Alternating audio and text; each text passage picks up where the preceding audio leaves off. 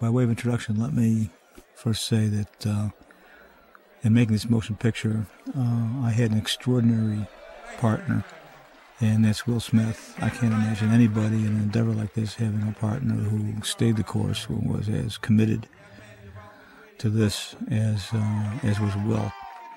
And we fulfilled our relative traditional roles. I'm the director, Will was the actor. But in the difficult times, in the challenges that we faced to get this picture made, and in the best of times and the most difficult, Will was there and never faltered. Much like Muhammad Ali, once he took a position, he never wavered. So too with Will Smith, and so kind of whatever value of his commentary, I want to dedicate it to Will because it's his commitment as an artist, his athletic skill, his commitment of body and soul, and especially his good humor made this thing possible. And without it, this movie absolutely would not have been made. I believe we're going to have a good time tonight. It's good to have somebody you can twist the night away with right now. Oh, yes it is. You said it feels good when you got somebody to twist the night away with right now.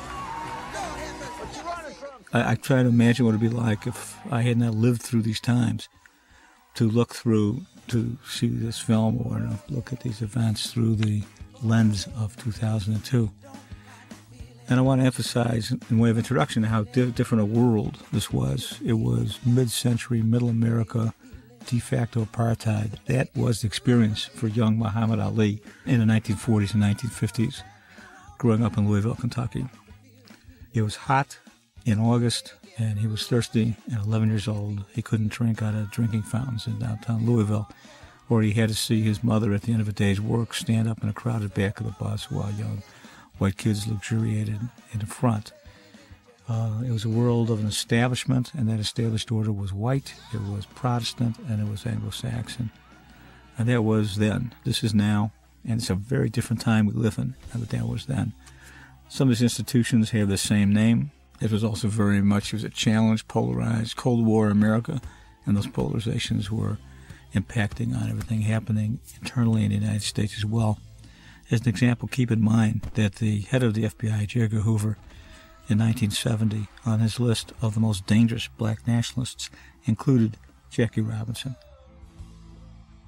Playing Sonny Liston here is Michael Bent. Michael Bent is the former WBO heavyweight champion of the world.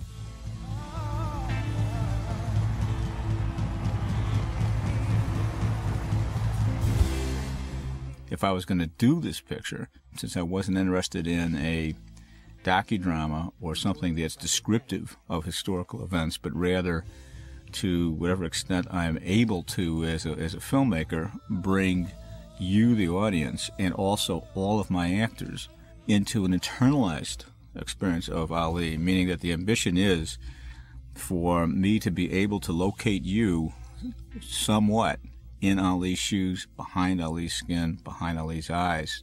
And to do that, I've got to make that world alive as it would have been alive to Ali, whether it's 79th Street in Chicago in 1964, or whether it's the experience of being part of an America that's so polarized in 1968 that's almost hard to imagine, where La Raza, Black Panthers, the anti-war movement, Vietnam veterans against the war, part of the white establishment, part of the media establishment, are all together on one side of these issues, and everybody else, including the military establishment and much of the center and much of the right of the United States, is off on the other side. And those polarizations are very different than, for example, Will's experiences growing up in the 90s. So it became important to spend the one entire year of full-time preparation in getting, in acquiring character and acquiring identity so that Will could react and Jamie Foxx could react and Mario Van Peebles could react as if they were there then in that time with the total spontaneity and immediacy, as if in fact they were alive right then. making that time be alive to us again. Whether it's a segregated bus, and what does it mean to an 11-year-old when what does it do to your self-esteem is a developing child to understand that you and the working people have to crowd into a back of a bus. Those are the dynamics, and the more difficult to identify psychodynamics of being victimized by racist structures, and that is what Ali confronted. And here, with Malcolm X, he's confronting something that one could only marvel at, because in the dominant civil rights movement in the early 60s, and this probably would have occurred, this scene right here with Malcolm probably would have occurred in 1963. In 1961, 62, 63, the dominant civil rights movement in the media was Martin Luther King and the Southern Christian Leadership Conference, and it was eras of the sit-down strikes, voter registration drives in the South. Martin Luther King's movement never really gained traction in the big cities like Detroit and Chicago. SNCC had more traction there, and of course, Nation of Islam found its home in Chicago. And Ali was attracted to a counteroffensive against racism, and a counteroffensive against racism was not asking politely for what, in fact, you were entitled to in the first place, what was rightly yours to begin with, but in fact, countering it just as a boxer would counter it, with black nationalism, with self-knowledge, black pride, self-esteem. Black is beautiful. Angela Davis, her hair, the afro, all of this comes from this counteroffensive deeply felt by a people colonized within their own country, rebelling against that colonization in social, political, and economic structures, but also in cultural structures. How my society or how my culture tells me I ought to think about myself. Ali was raised in a family that could be characterized as, in the W.B. Du Bois expression of double consciousness. His father behaved one way inside the family and in their neighborhood in the west side of Louisville, and he would behave another way if he was amongst a bunch of benevolent white attorneys and businessmen in Louisville who made up the Louisville sponsoring group, which, by the way, managed Ali and treated Ali extremely well. They were an honest group of sportsmen. Nevertheless, the patronizing attitude that Ali felt is inherent in the scene, which I've now included in this version of the film, in which Ali witnesses his father pretend that he understands a contract that he doesn't understand, and Ali views the whole scene with a certain irony.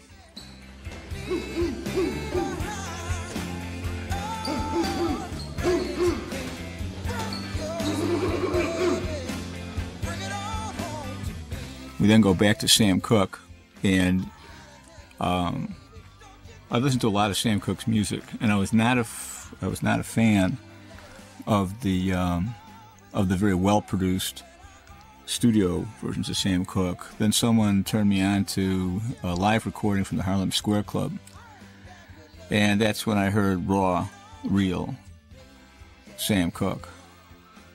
In segregated Miami in the early 1960s, if acts performed at the Fontainebleau or whatever the other hotels were in Miami Beach at the time, they may or may not have been living in Miami Beach. They were probably living in Overtown. And after those sets, maybe the last was 11 o'clock, they would go to clubs like the Harlem Square Club and do another 2 or 3 sets. And it's B.B. King, Etta James, Sam Cooke, in front of a hometown audience, and that's what we're seeing here.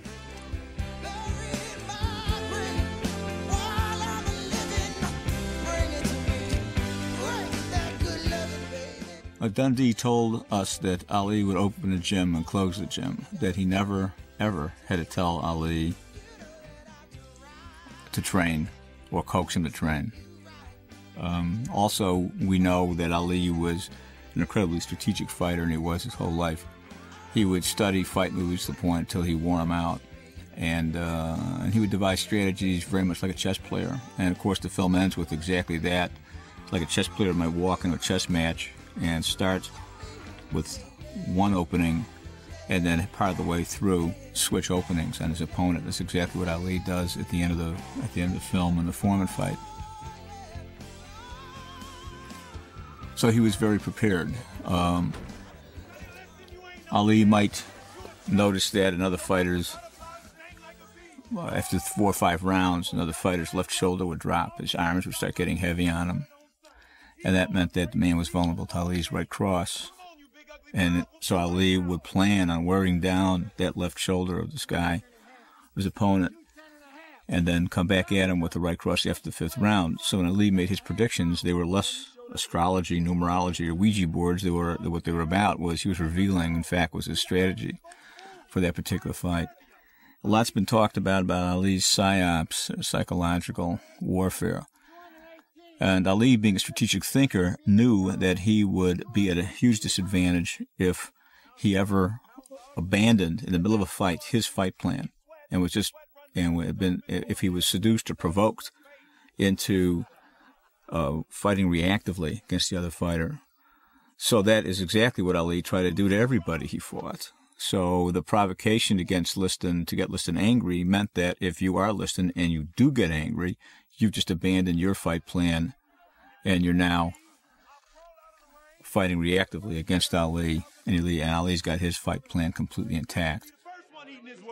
Cassius, you're a 7-to-1 underdog. He talks with his fists. What do you say? You scared of him? I'm gonna give Sonny Liston talking lessons, boxing lessons, and falling down lessons. Cassius, sir, are you a black Muslim? Pat Putnam says in the Miami Herald. Man's religion's his own business. We have sports journalists in real life, Jim Gray, Mr. Plaschke, both of whom are LA-based in the scene. And then, of course, my older dear friend, John Voight, playing Howard Cosell. Well, I've been asked a lot of questions about the choice of Voight for Cosell, because he doesn't look at all like Cosell. But what I prescribe to as a director in casting is that it's what an actor has in his heart. The physical resemblance, these things are mechanical. You make adjustments, you invent programs for training. You use prosthetics, whatever is required. But if the guy's got the skill and the heart and the artistry and has Cosell in his soul, which I knew John Voight did, that's what you're looking for. Front row, seat 7. I'll be sitting with Mom and Dad. Well, he should have stayed in the first place. You know, ain't nobody got to hide when they with me. There's nothing wrong with being cool, my brother. He's right.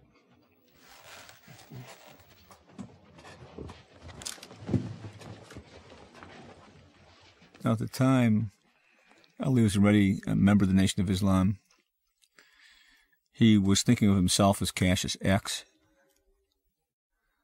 But the fight this first Liston fight almost got canceled because of the notoriety and the alarm about the Nation of Islam. And so Ali and Malcolm played it cool and tried to defuse some of the media tension before the fight, and then immediately after the fight, the new heavyweight champion of the world declared himself. And its dealers in 37 states and Canada, known to millions of motorists for big gallon gasoline, and by totally new wild root in a new tube with a great formula that grooms hair to look neat and natural, never greasy.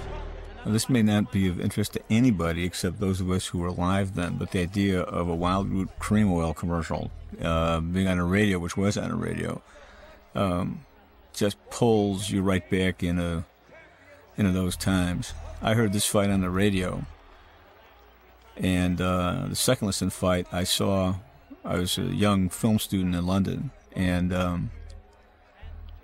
after I left the United States, and I saw the second fight at 2:30 in the morning. If it goes past the first round, there will be surprises already. Sonny Liston wrapped in that terry cloth towel of his. This job that Casella's doing was called color commentary, and there would be two announcers at these fights. There would be somebody who was just giving you the nuts and bolts of who threw what punches when, and then there'd be a second man who would cut in, and that was Casella's job, and give you background. He was usually more erudite and kind of more editorial about it, because he's painting a picture on radio. This is Michael Bent, former WBO heavyweight champion, playing Sonny Liston. The general impression about this fight was curiosity about how long it would take Liston within the first round to knock out the Louisville Lip. That it would not go beyond the first round was a foregone conclusion. And Liston was so enraged, so provoked. Liston's fighting style was predictable. It was very linear. He had huge hands, and his big weapon was the left jab. And we can see that the champion is the aggressor. Oh, there's a shot under the heart. Clay's job, aside from being knocked out and avoiding getting hit, was to measure range. So his action, his purpose, which he does, you see him, we have Will do exactly the same thing, is reach out and see how far away Liston is. That is because when Liston throws, Clay wants to know where that jab's going to end up as part of his tactics to evade it. In round one, Clay steps away from Liston. At the very end of the round, he feints a number of jabs that all get stopped.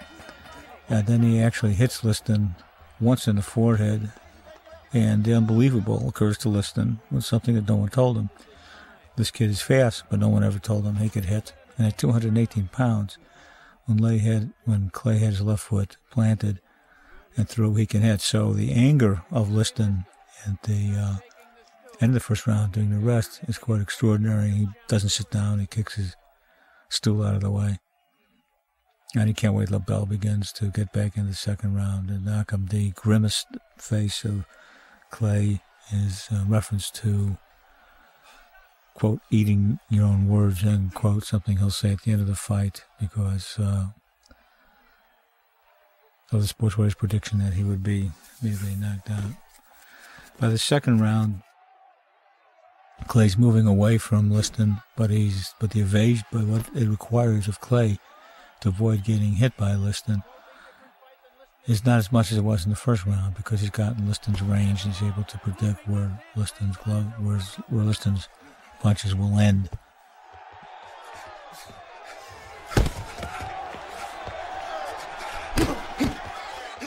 So he's slipping and stepping away from a lot of shots, and he doesn't do much on the offense. I'm not prognosticating anything, but merely his survival to this juncture. It's going into the third round that everything starts to change. In the third round is a story. I met a choreographer in Mozambique, and I asked about how he choreographed something so filled with story content. He said because choreography is story, there has to be a story. And that then became my analytical tool for understanding these fights. There's a story to this round. The story of this round is that Liston is going to learn that he cannot hit Clay. That Clay can evade everything. And he's going to learn that he can't avoid getting hit by Clay. And then thirdly, Clay hits hard. And the end of this story is that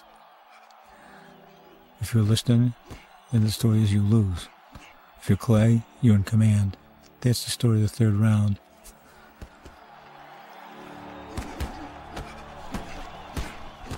And this is all that Clay has to do by the end of the third round to avoid getting hit by Liston. He doesn't even have to step back. He just pops his head back. He just leans back, leans away. And then he doesn't have to run away. He just walks away. all of that is totally demoralizing. And it's putting together those 5 or 6 salient pieces of the actual fight that became our choreography, and we wove that together with improvisational boxing, because we don't pull any punches in this fight, or in any of the fights. Ain't nothing to me. You know it. This is it now.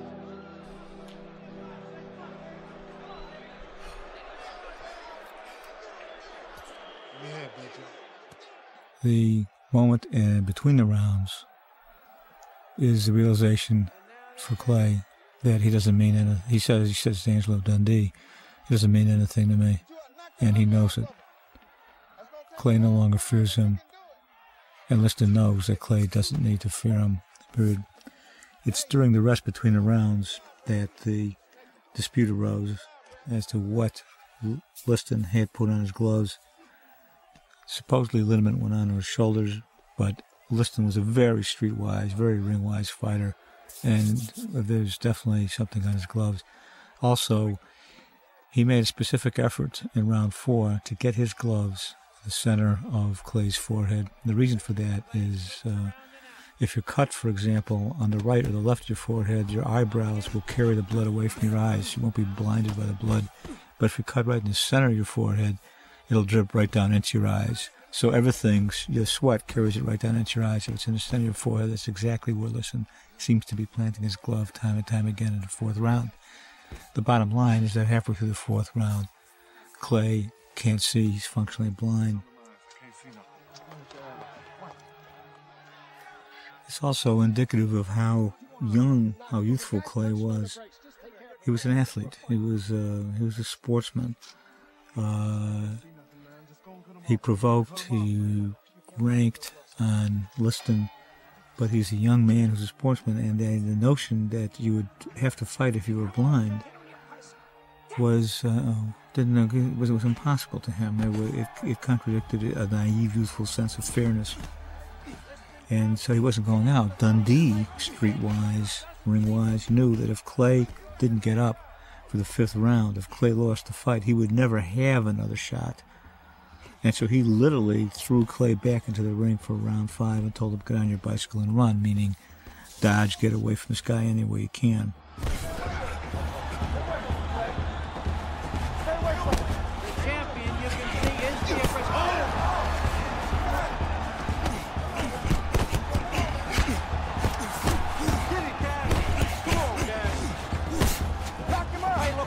So one of the people who helped us along with in the boxing and in the training, which went on for a complete year, Will started in January, and it took 10 months until Will was actually, you could say, really looking like Ali.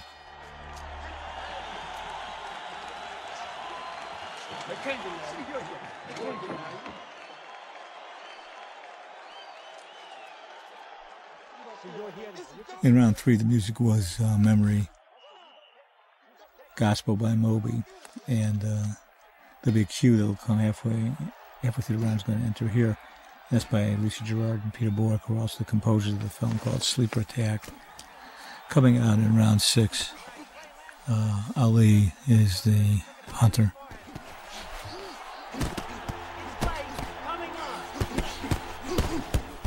What we're looking at by the end of round 6 is the total psychological defeat of Liston. I had a camera that we invented that was about the size of a pack of cigarettes, and I was able to be in the middle of the ring with these guys and literally be under their elbows or over their shoulders with this rig, and to try and get the sense of, particularly inside the combinations, to try and deliver the sense of what it is to be there, to be right inside that ring and being one of these two guys. The footwork, the hands, it's going to come at you. This is not just style. This is tactics. With dropping of a shoulder, dropping of the right shoulder, left shoulder, both shoulders, both hands, moving the feet, indicating a left lead, indicating a right, switching to a right lead. The shuffle distracts your eyes. If you're the opponent trying to fight this guy, give up. You don't know what's going to come at you. It's a blinding array of potentials and possibilities. Imagine a chess master who doesn't have an opening to a game, but he actually hits you with 5 or 6 openings simultaneously, and you don't know what the first move is going to be. The total command, the I am the champ, I am the better fighter, the consummate belief and projection of that attitude is there on Clay at the end of round 6.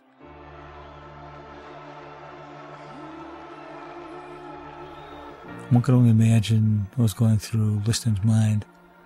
One thing that we do know was going through his mind was this is the end of round 6, and he was looking to face 9 more rounds of this. When he spit out his mouthpiece to signal the end of the round, I don't know how his mouthpiece landed, but it landed that way for us, and it was a great moment, so we kept it in. The euphoria overtaking Ali, 22 years old, the youngest man to win the heavyweight championship of the world. Must have been incredible. The grimaces with the open mouth are a retort to the media, who call him the Louisville Lip, and gave 8-to-1 odds against him. And what he's saying is, eat your words. That's what the grimace means. Now, Clay did something extraordinary here. He said he was the best. He said he was the greatest. He said he's a bad man. He said one thing.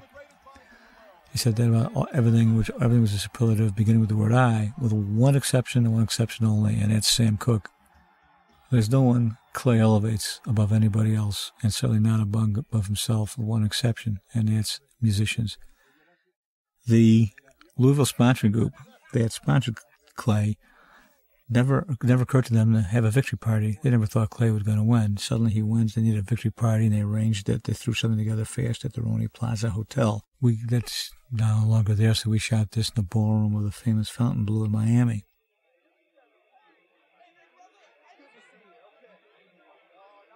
But Clay never showed. Clay instead went crosstown to Overtown in segregated Miami and spent the victory night with Malcolm X and his wife Betty Shabazz and their 2 daughters, played by Mario Van Peebles, daughters in real life, Maya and Morgana Van Peebles. And Jim Brown came over, and Sam Cooke. The 3 people that Clay, young Clay, Cassius X, and then Muhammad Ali elevated were Sam Cooke, Lloyd Price, and Little Richard. They were aristocrats.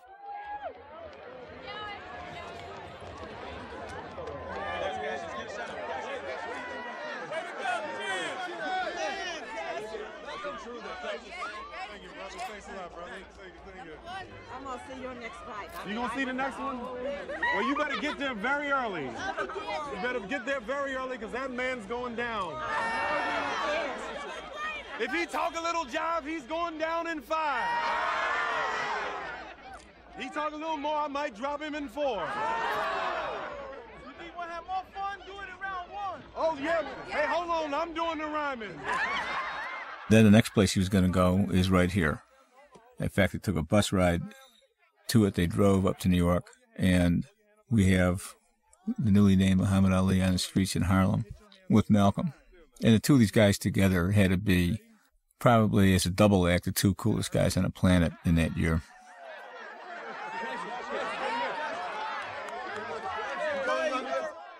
This is a recreation of the famous Michaud bookstore on right across from the Teresa Hotel on 125th Street in Harlem. And this gentleman right here is a fictitious character we called Joseph 13X, who is a combination of a number of people that were FBI informants and had been infiltrated into the Nation of Islam. After the beginning of the civil rights struggles of the late 50s and early 60s, the J. Edgar Hoover had decided that black militancy was the posed the biggest danger to the United States, and to neutralize militant black nationalists was the #1 job of the FBI. consequently, the Nation of Islam was infiltrated, and a split between Malcolm X and Elijah Muhammad was fomented, period. They may have split anyway because Elijah Muhammad was becoming an older man, and the charisma of Malcolm was unquestionably a challenge to him, even though Malcolm revered Elijah Muhammad. Hey, look, man, you can have 6 million termites in your house, and you don't even know it till you going to get something to eat, and you bust through the floor. What'd you say, where? We're now in the Hotel Teresa in Harlem, which was the major hotel historically in Harlem. And the exterior is of the Hotel Teresa, and this is the view outside the window, and the red sign you just saw there was for the Apollo Theater. You ever thought you'd lose it? Or really lose it? Our approach to this scene in my direction of Will and Mario was very much to think of it as a divorce between parents. The Nation of Islam had an anti-integrationist position. It was very attractive to Cassius Clay. It was very attractive to Malcolm X. It meant that the black man was not going to beg the white man for a place at the table. The place at the table was entitled to him, and he would have his own table. He didn't need anybody else's table. And that was very appealing to, particularly in urban areas, and very appealing to young Cassius Clay.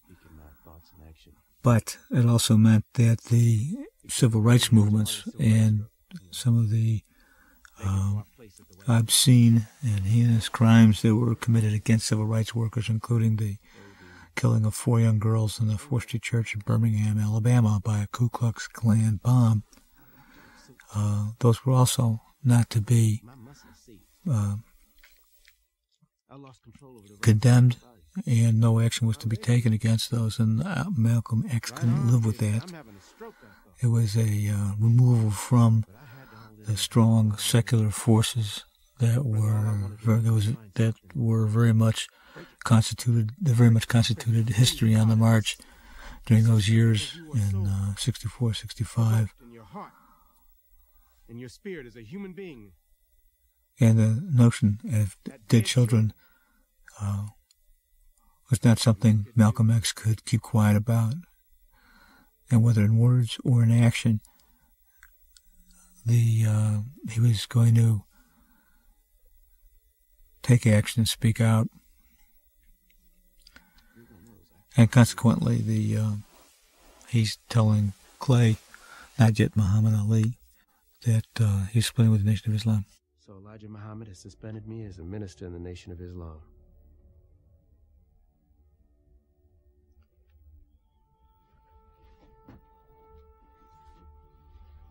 Man,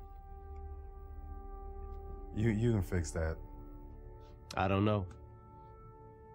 I'll try when we get back. There's a lot of in Clay's or Ali's behavior and reactions in life that are so strikingly similar to his boxing style, so that when he's confronted with a conflict that he doesn't know how to handle, it's almost as if he backpedals, almost as if he pulls back because he doesn't want to venture forth until he's invented a new strategy with which to deal with the issue. And that's very much the sense that I wanted in when he says to Malcolm that it can be fixed up, that the split between the Nation of Islam and Malcolm could be fixed somehow. He's not being candid. He's not being immediate. This is Ali backing up and being strategic, because he can't process how to deal with the issue of this divorce.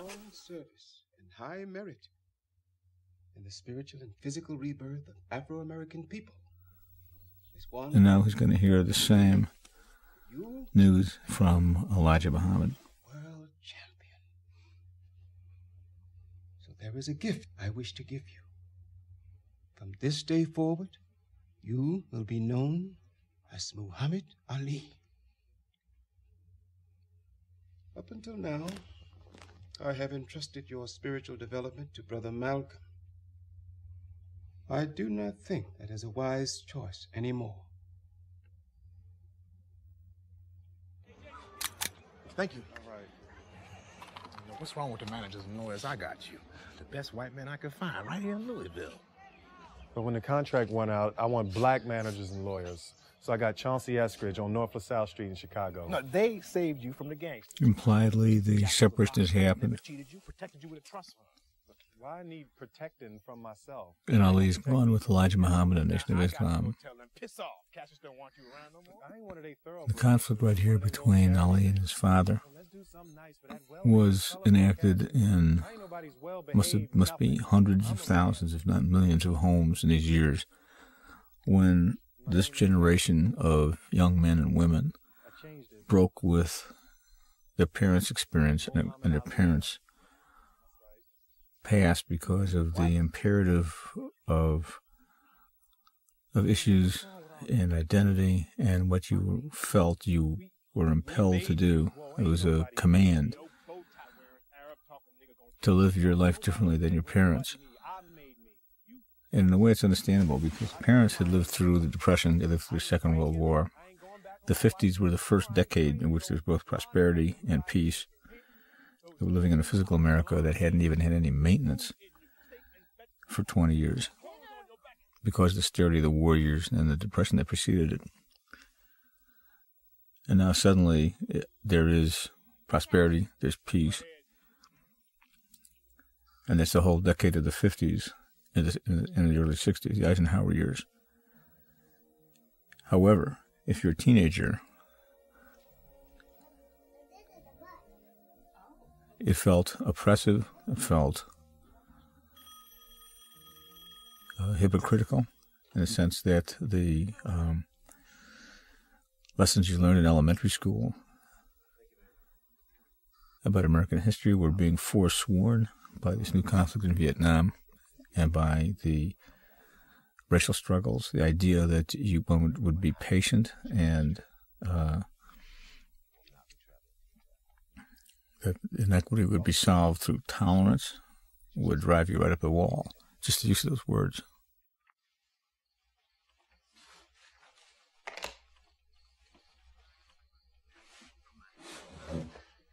Malcolm. Brother Cassius won't be coming to Africa. Not with me.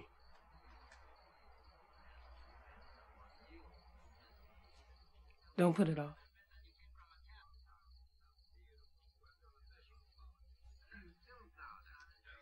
We'll be fine.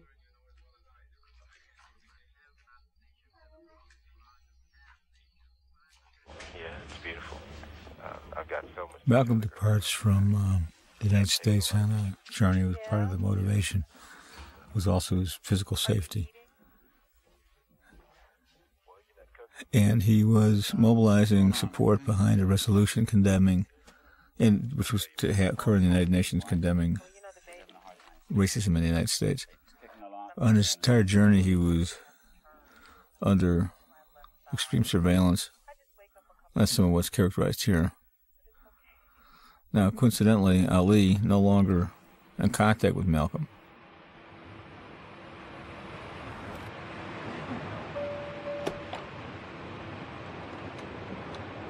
Would you like to take a seat? Sure, thank you. What y'all done did with the real pilot? Good, sit down, Mr. Clark. Ivory Kelly. Man, in Louisville, when I growed up, they barely let black folks drive buses. He's making his own journey. It's a journey to Africa that Ali was going to do with Malcolm. He's now making it on his own with Herbert Muhammad, Elijah Muhammad's son, and Howard Bingham. We're filming this in Accra, Ghana, exactly where it happened. The signage on the car is exactly the way the signs were, and again, it's not because of a kind of a slavish adherence to actuality or history for the sake of history. It's just that the quality of even the lettering of the little sign that says "Welcome to Ghana" is so unique and specific. It just evokes something, so that's why we do it. Ghana having once independence at 1957 from England, was aligned in those years with the other independent nations, including Israel, which won its independence from the British in 1948. So that square was built by the Israelis for Ghana.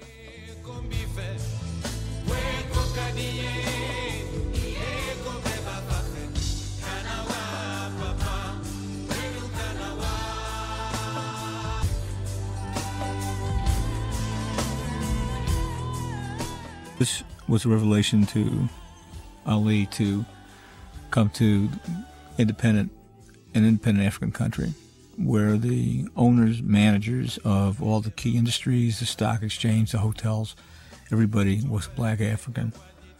Coming from the de facto apartheid Louisville, Kentucky, as Ali said on the airplane, they barely let black folks drive buses. He was astounded that black people would be flying airplanes. And this is Ghana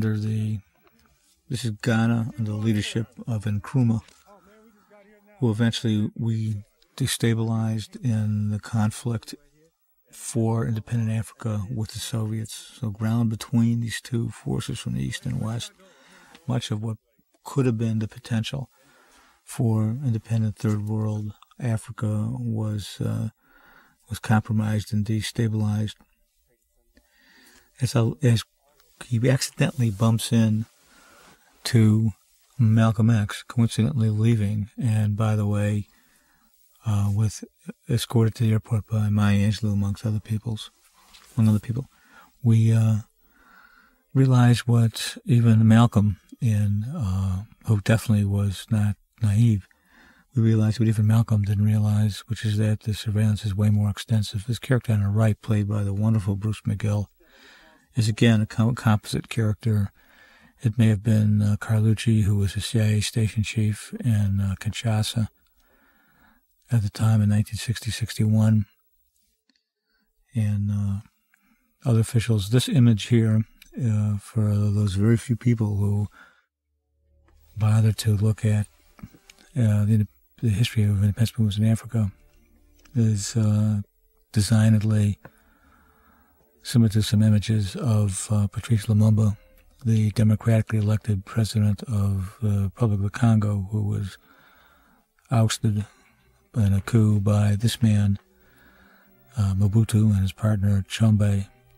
5 years later, Mobutu would rename the Congo Zaire, and 10 years after these events, he would wind up being the host of the Rumble in the Jungle.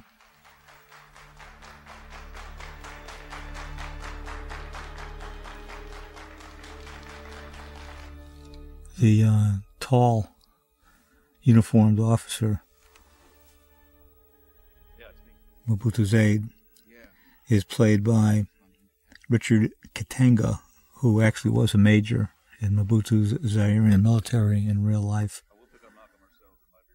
and currently is living in a displaced persons camp in South Africa. Brothers just like us praying together was beautiful. I drank water from the well of Zamzam. I prayed in the ancient city of Nina. I prayed on Mount Arafat.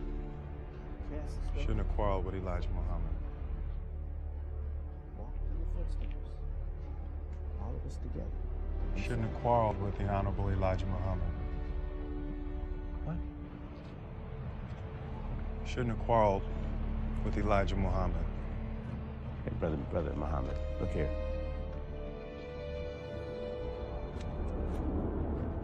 Brother Muhammad.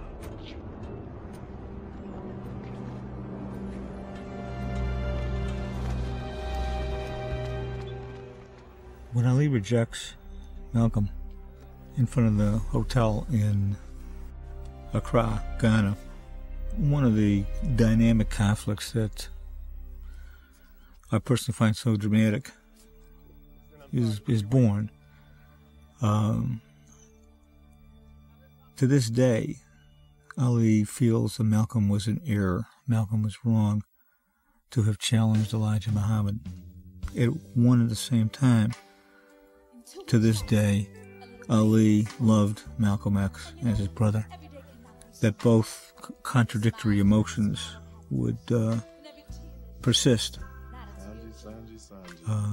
To me is fascinating. How much he cared about Malcolm was revealed to us by Ms. Shabazz, or Attila Shabazz, who is the daughter of Malcolm X and worked closely with Mario Van Peebles and myself in our preparation for Malcolm X.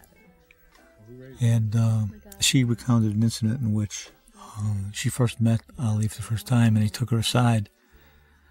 And she must have been 17 or 18 years old at the time, and Ali said to her, I hope your father knew how much I loved him. And it was a very emotional moment for Ali, and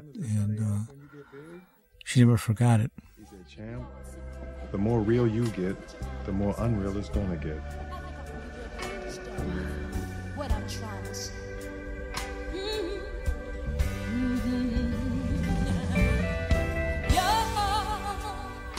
This is the Tiger Lounge on 79th Street in Chicago, and in fact, this is the Tiger Lounge. It was sold and made into a used furniture store. We took the used furniture out, and all the original wall covering of the fragments of mirror on black were still there behind all the used furniture, and we just converted back to exactly where it was when Ali would drive up in his Cadillac and be the player that he was on the streets of Chicago.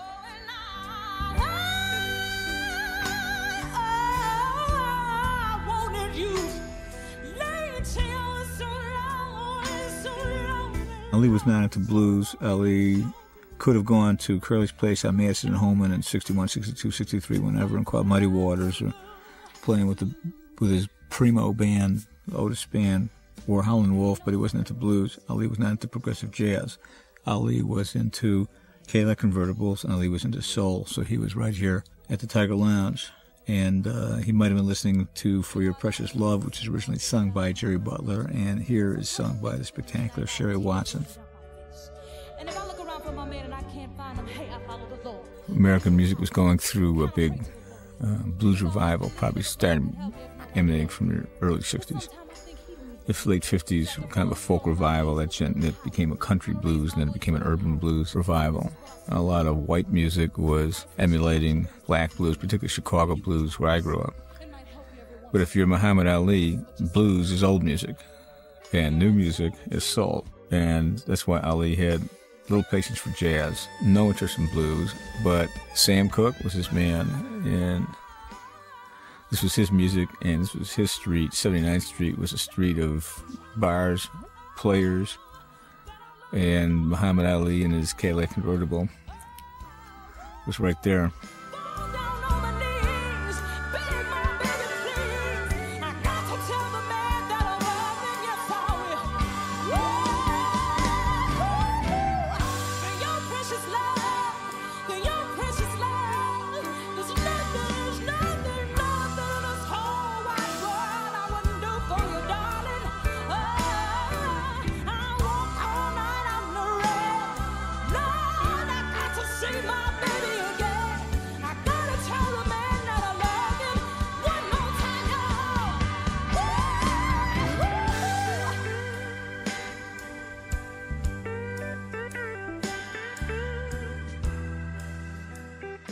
These scenes are shot with in high def.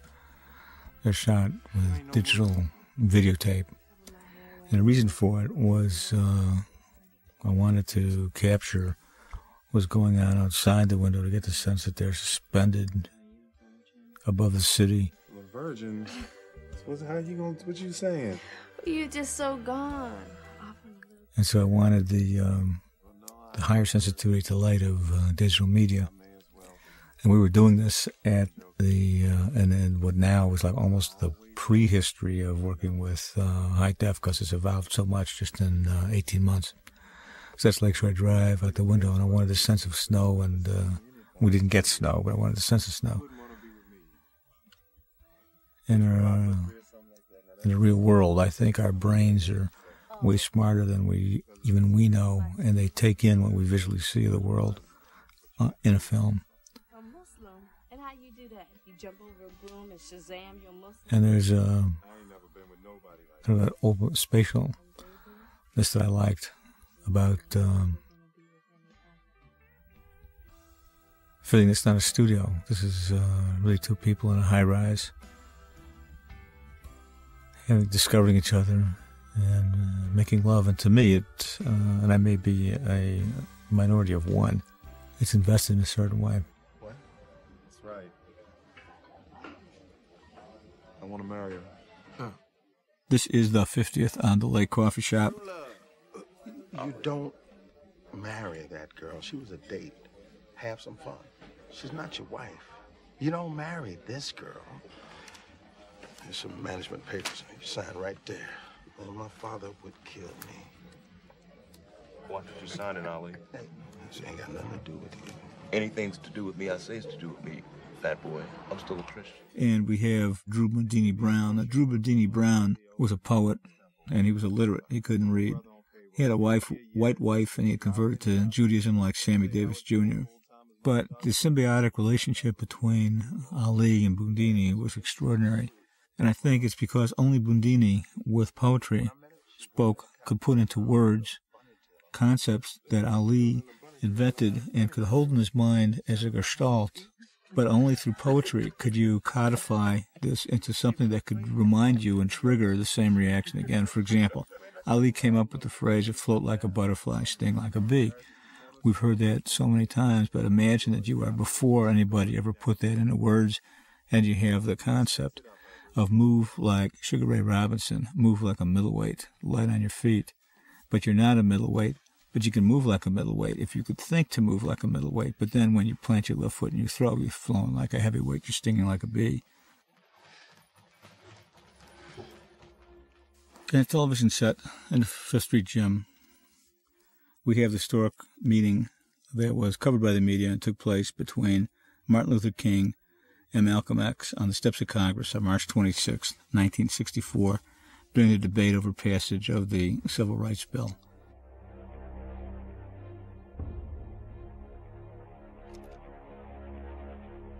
To the FBI, the specter of the threat of Malcolm X and Martin Luther King joining forces was a horrendous prospect. And that wound up associating to Muhammad Ali as well. And it wasn't about his position on the war. It was the fear that he would become a rallying point for black militancy in inner cities, that he would cause unrest in the inner cities because of various demonstrations, which in these years were not about Vietnam. They were about civil rights and civil liberty. They were about voting rights. The effort to register voters in the South. So Ali was first perceived as a threat for that reason.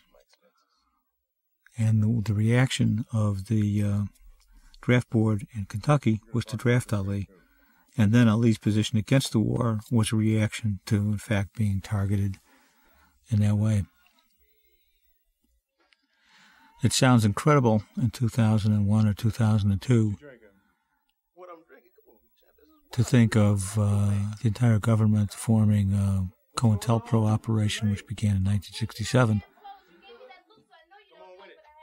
in fear of people protesting and trying to win for themselves their civil rights. But that was a reality of the 60s. I'm fine running around here in these cute short things for you. Jamie Foxx began life as a classical pianist and went to college on a classical piano scholarship before becoming a comedic genius. About you and us, and I ain't telling them shit. You tell it like it is, sugar. Took away my boy's name. What they give him back? Now, we improvised the end of every one of these takes. We did 12 takes. And in the end of every single take, there's a different Jamie Foxx joke. Work with that. Scale of 1 to 10. That's right. I had a 10. Well, I didn't have a 10 and a half, 5. 5 good twos. No, I think that's a very funny joke. I have a 10 and 5 good twos. Every audience in America has laughed at it. So whether we had a good audience or a good preview or a mediocre preview, one thing you could count on was that joke would get laughed at. Then you cut to the royal premiere in England, and Will and I are sitting on either side of Prince Charles. 1,400 people in attendance. Up comes this joke, and you could hear a pin drop. There's not a laugh in the audience. And I looked past Prince Charles at Will, and Will looked past Prince Charles at me. And we both kind of raised our hands and said, what's going on? We realized that in England they don't refer to good-looking women as tens, so the joke fell totally flat.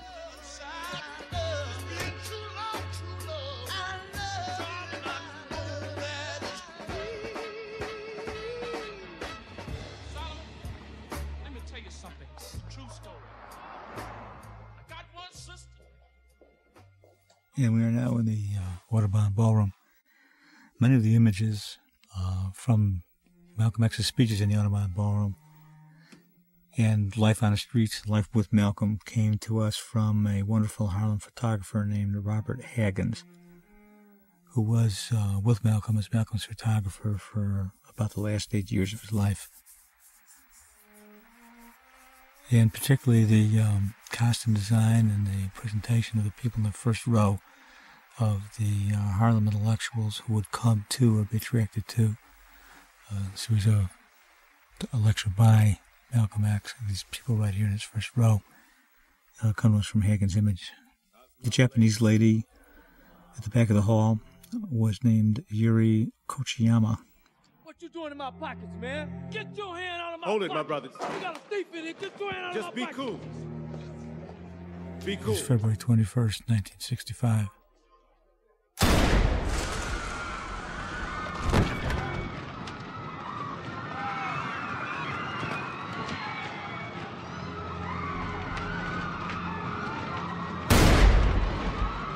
This reenactment of the assassination of Malcolm is very faithful to exactly what happened in the Audubon Ballroom.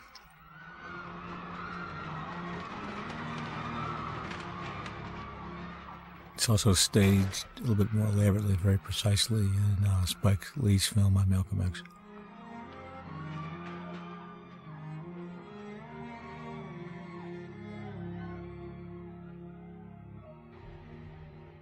Ali was driving down 79th Street, and we are on 79th Street in Chicago when he heard about the death of Malcolm. They shot Malcolm! They shot Malcolm! People who were there then on that day in Chicago, like Rose Jennings, described the South Side of Chicago as life just simply froze. Life stopped, traffic stopped. People grieved openly and publicly in the streets that the Prince, Malcolm X, had been killed.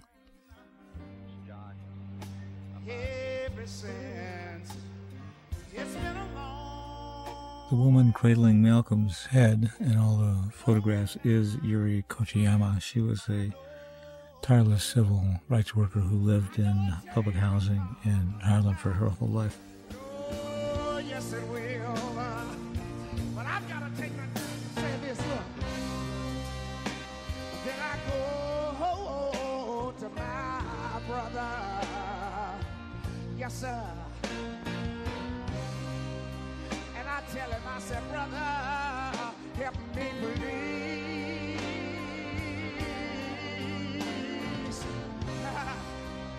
But he winds up. This is the fabulous Al Green singing "The Change Is Gonna Come," written by Sam Cooke. Back down on fire. Oh, the times I thought. The arena is surrounded by FBI. There's an interesting background to the second Liston fight. Liston had prepared after the first defeat by Clay, had prepared and was in the best shape of his entire life, ready for the rematch, when Ali had his hernia operation, and the match was postponed. And you train in a crescendo. At the end of the crescendo, at the top of that curve, you're ready to fight, and you step into the ring and you get it on. And when the fight was postponed, there was no way Liston could. And Liston had the moral fortitude to retain himself in that shape, and so he decayed and started drinking again, and then did a kind of desultory training period, and then walked into the ring and basically born to lose. And that's what I believe happened.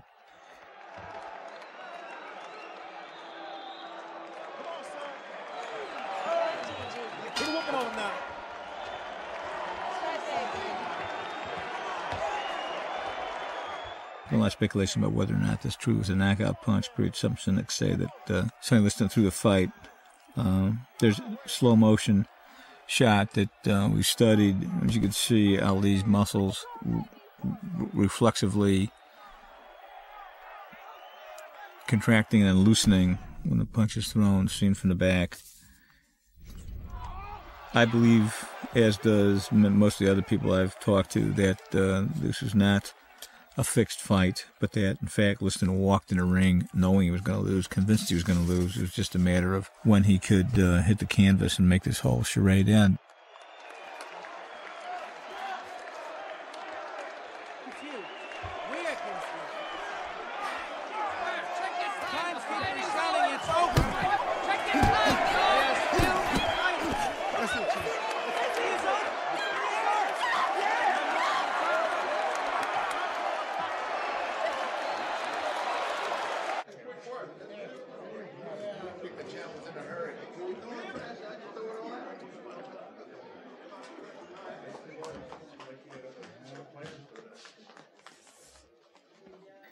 What we're seeing now is a split between Ali and Sanjay Roy, and that was not something Ali desired. Many speculate, and I believe it's true, that Sanjay was his first love and his truest love in a way, the one woman he may have been the most romantic about, despite all of the subsequent women which would play a big role in Ali's life. If I straightened my hair and moved into some white suburb, how I am says something.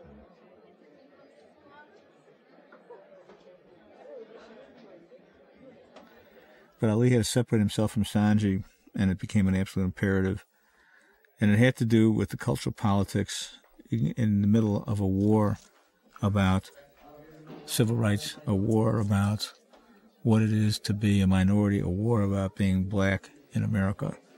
And that had to do with, if you're the heavyweight championship of the world, what kind of message you were sending, because you were going to represent something, and that you could determine, you could write what you presented, what you represented. But you're going to represent one thing if you were Floyd Patterson and married a white woman and went to live in a white suburb and straightened your hair.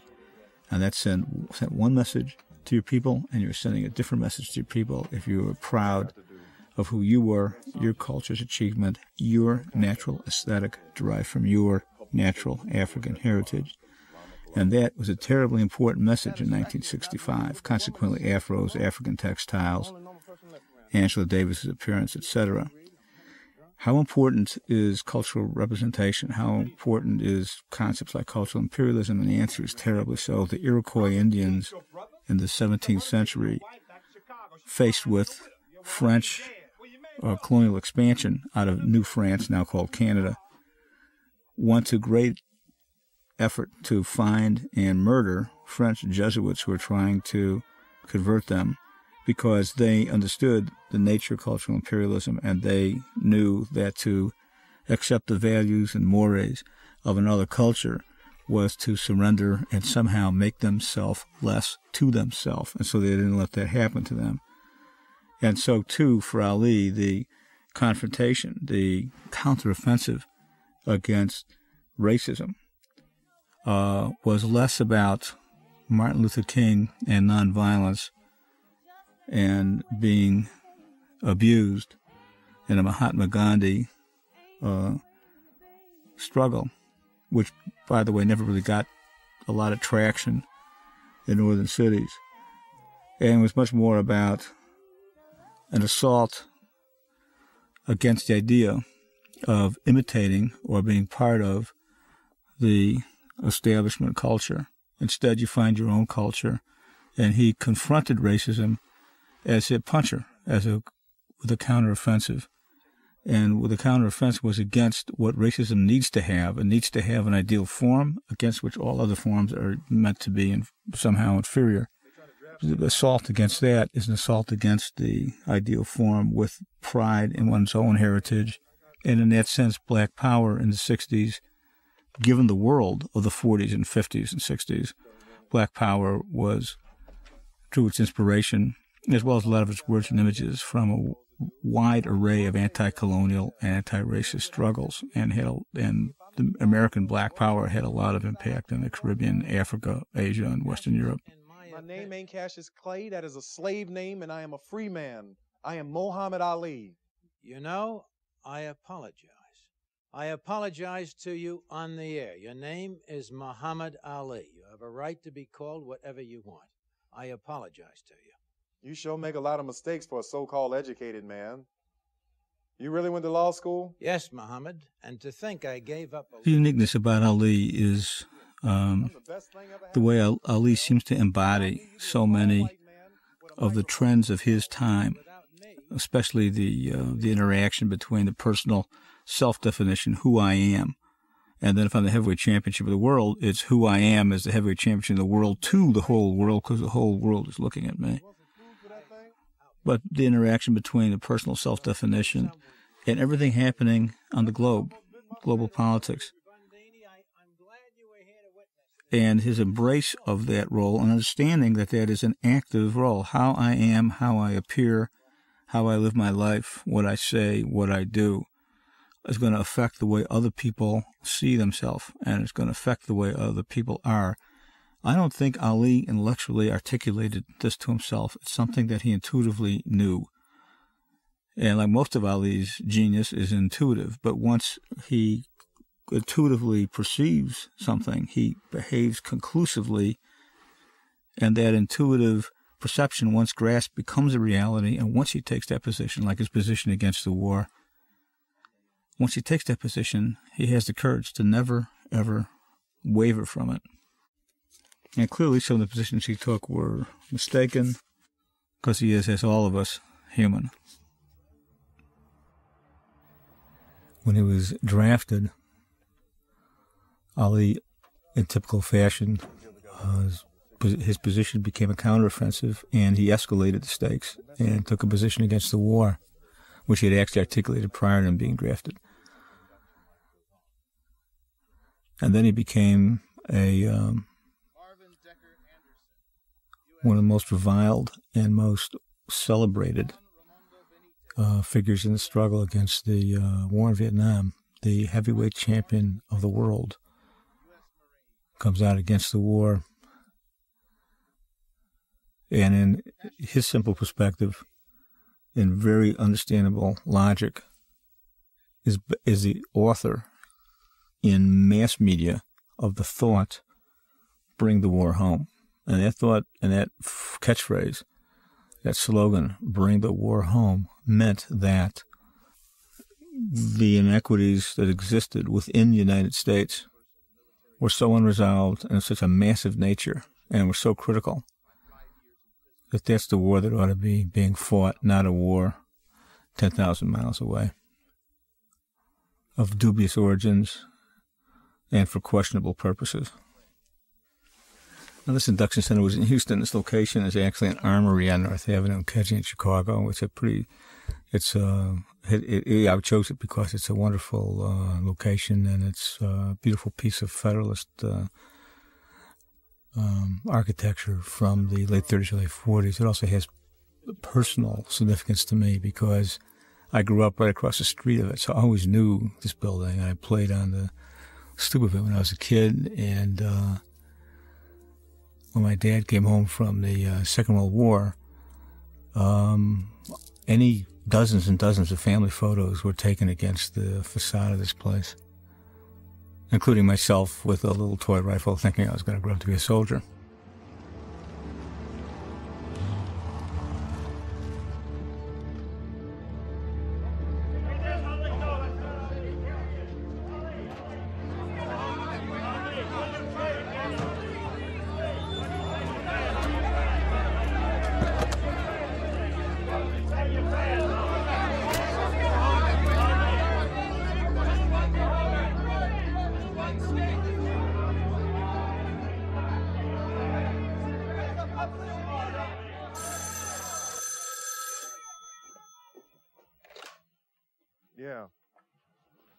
Yeah, this is me. No, you got to ask Chauncey Eskridge. That's my lawyer. He's in Chicago. No, I'm out on bail. No, man, I ain't never shot nothing in my life. No ducks, no geese, no deer, no nothing. Yeah, I know where Vietnam is. It's on TV. Southeast Asia. What, it's there too? What I think about who? Viet Cong. Man, I ain't got no quarrel with them Viet Cong. Ain't no Viet Cong ever called me nigger. Yeah, that's right.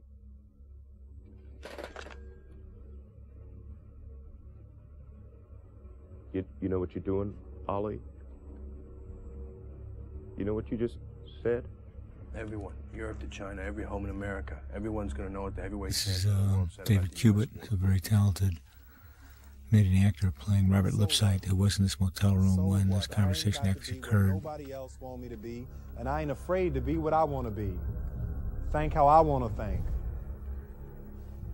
And this is, we just heard again, the defining statement of what Ali is and what this whole movie's about, that he is going to make himself into who he wants to be. Not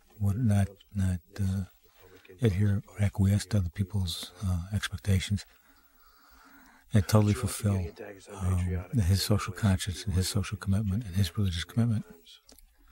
Joe Louis.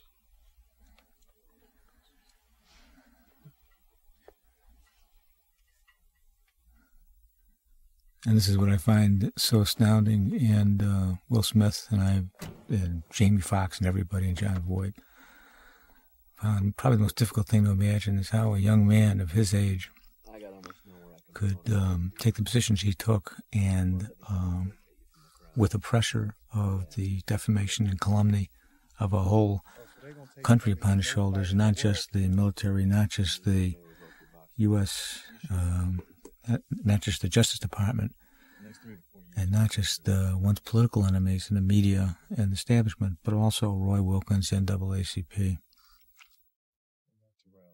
Jackie Robinson, and Joe Louis, all denouncing, in the interest of patriotism, this position that this young man just took.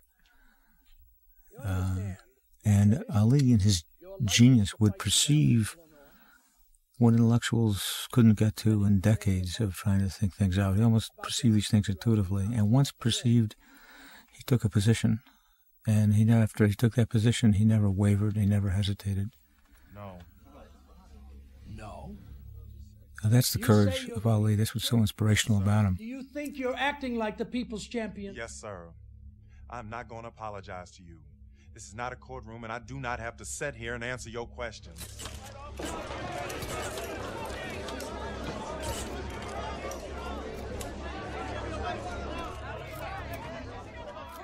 The next dialogue is verbatim.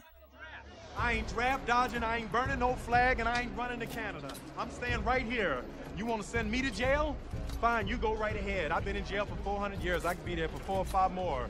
But I ain't going no 10,000 miles to help murder and kill other poor people. If I want to die, I'll die right here, right now, fighting you.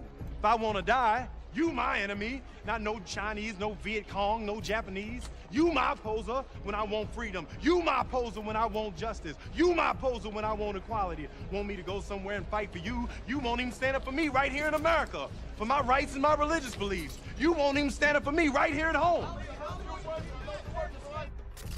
Which guy you want to go first, Commissioner? Tell Clay he can get on that. I'm the chief.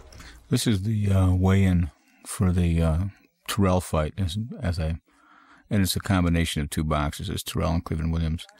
In this fight, Terrell made kind of a fatal mistake. He decided that he would take a page from the Ali playbook and psychologically provoke Ali. Period. The difference was Ali always had the skill to back that up. And at this moment in Ali's life, this is not the guy you really wanted to provoke. This was the apex of Ali's skills. We will never see the best of Ali. But in the Cleveland Williams fight, as well as Terrell, we are seeing Ali at his absolute fastest. To beef up the eye-hand coordination and the hand-foot coordination and the reflex, particularly in the complex array of shoulder and head and neck feints that would be so blindingly confusing to an opponent. We did a lot of work with Dr. Norman Puffer, who's the head of sports medicine at UCLA and has trained a number of Olympic teams. They included some exotic training techniques, including the repeating a loop of an Ali movement that would only be about a second and a half long, but it would repeat so many times it would be about 15 minutes, and Will would watch these, stare at a television monitor and watch 15 minutes of this and then fall asleep. And we all thought this was kind of voodoo, but magically, in about 2 weeks of doing this, suddenly Will would reach for something, and this lightning speed would be there. That and the help of Angelo Dundee on being able to reproduce some of Ali's more spectacular and fast movement. Ted Levine in the background is playing a collection of various FBI agents who worked the cases and prosecuted the cases against Muhammad Ali. What is so ironic, and there's no time to do all these wonderful little pieces of history you encounter when you make a film like this, but what is so ironic about this is that these prosecutors, these federal prosecutors, and the judge have just convicted Ali in federal court in Texas. And before the conviction and after the conviction, they all are posing and getting with Muhammad Ali and getting his autograph. This court is adjourned. There's a piece of newsreel footage I saw after the conviction in which Ali, almost as a reflex, he does what he always did, which was be drawn to people. He's shaking hands with the officers of that court that just convicted him. And I thought that was so extraordinarily poignant when I saw it. This is, I think, one of the best slow blues ever written. It's called As the Years Go Passing By. I first heard it probably in the early 70s, played by Mighty Joe Young at the Kingston Mimes on Lincoln Avenue in Chicago.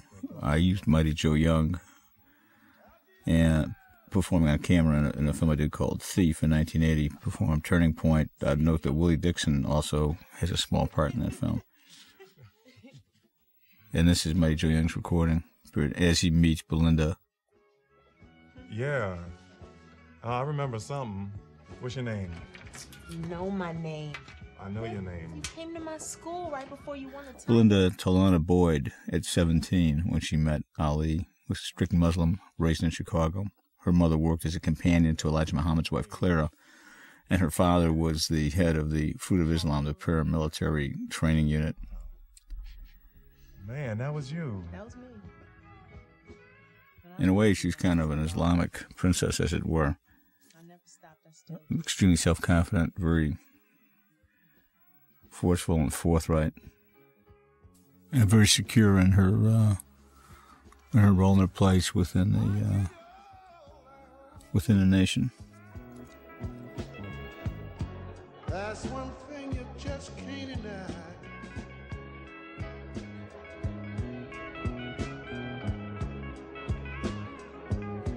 I get along. That's one thing you just can't deny.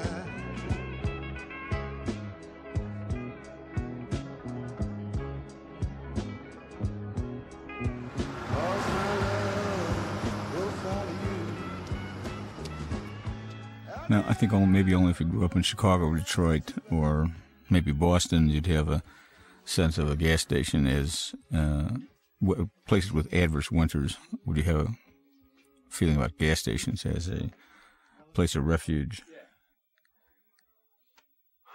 Kind of the warm, welcoming interior of it. You probably also have to like cars, which Ali did. And he and a man named Gene Dibbins were partners in the station. Then what? Where's the gate? Then they got to let me fight. Which I think was on Cottage Grove. We've reproduced it as a Sinclair station here on 79th Street. I'm in the middle of Times Square. You think that draw a crowd? champ.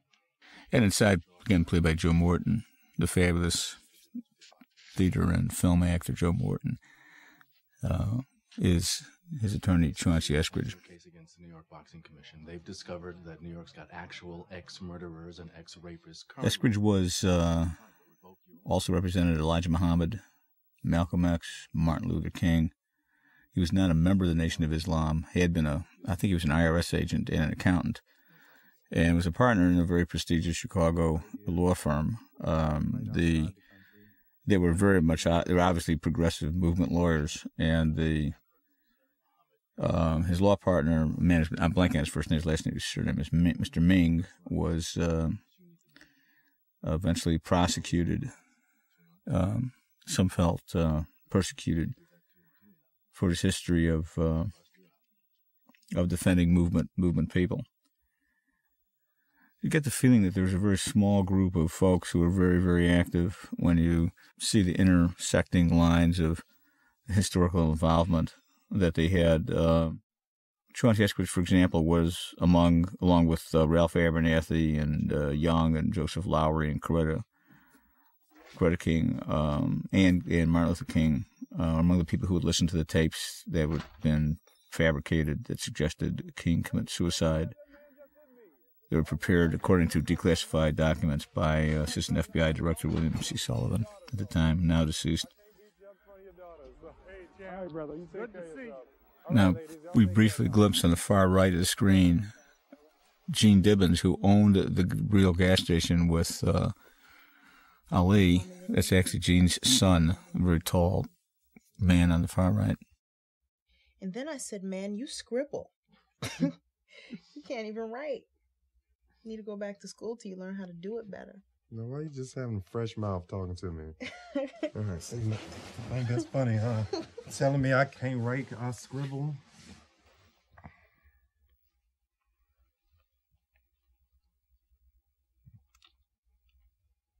Now you gonna try to make up with me.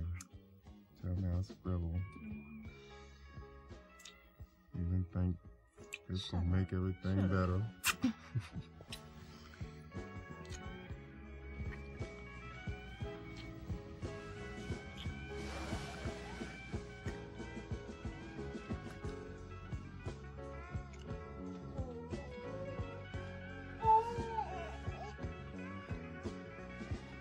Mommy and Daddy moved to Mexico.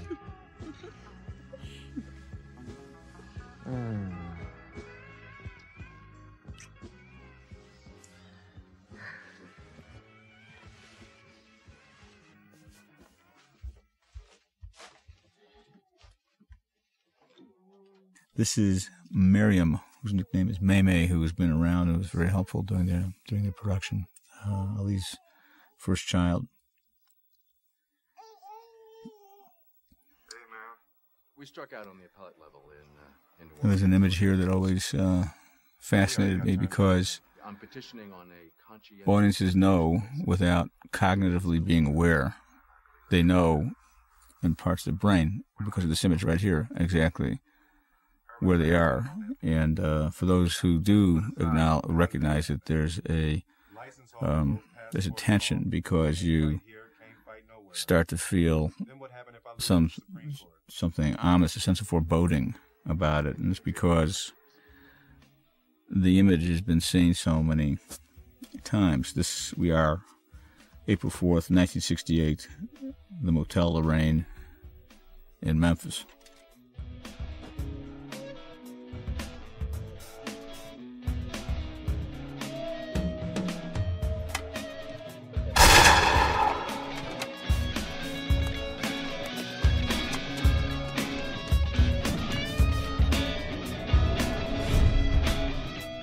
Chauncey Eskridge was waiting downstairs for Martin Luther King to come down when this happened. Man pointing was Jesse Jackson. The footage you're seeing right here is some documentary footage I shot in AFAC in Albuquerque, New Mexico in 1970.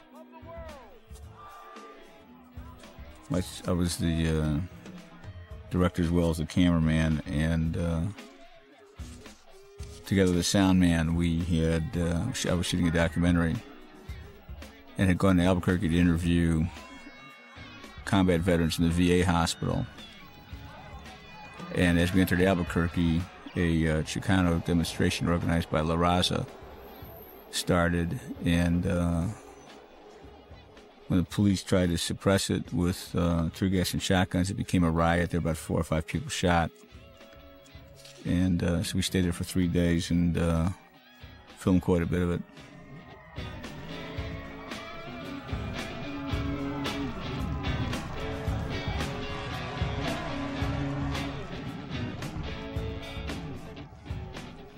The despondency and anger one felt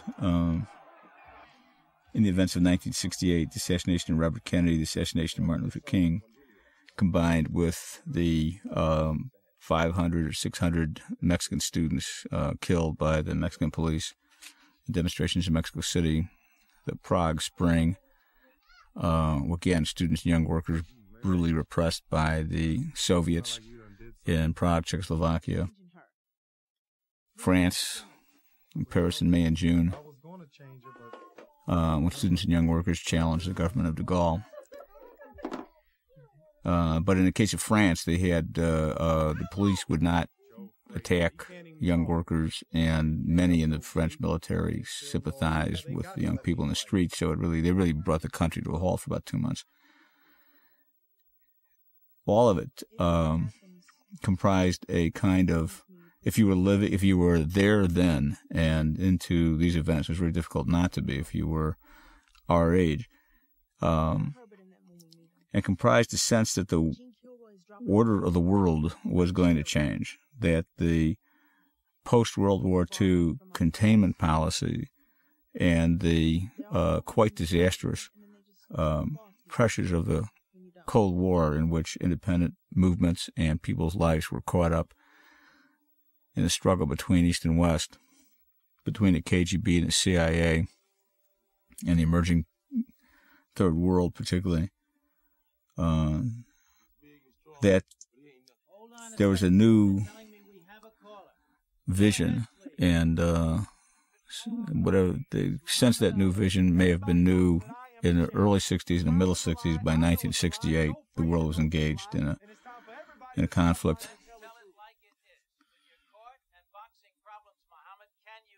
So if you were a student abroad, for example, you found yourself with Portuguese young men who were resisting the draft to go to Angola and Mozambique, where ironically we wound up shooting Kinshasa in 2001, or young people from South Africa who couldn't go back to South Africa because of their position against apartheid. A couple of years later, we were involved with people who were trying to get passports so folks could get out from underneath the dictatorship in Greece of the colonels.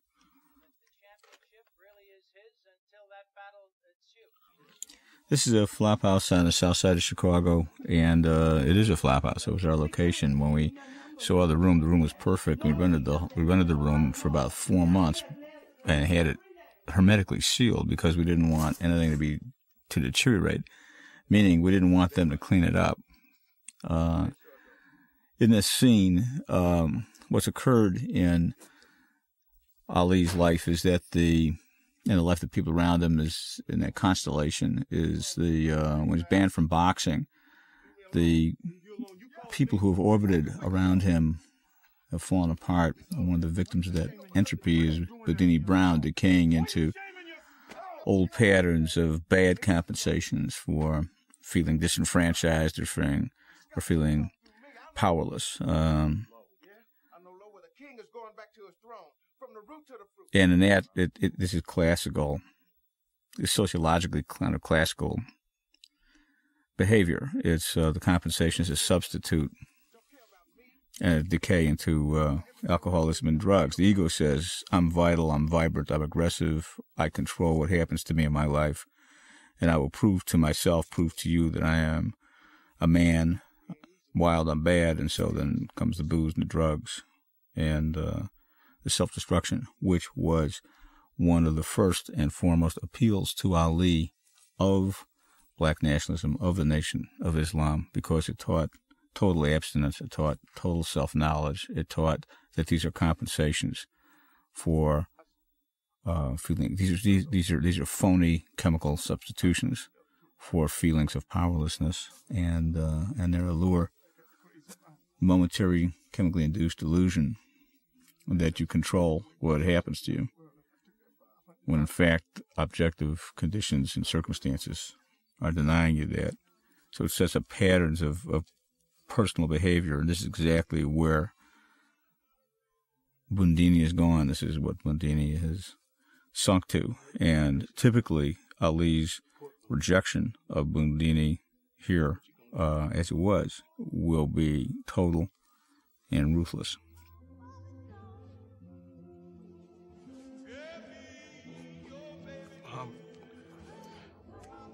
Take me back.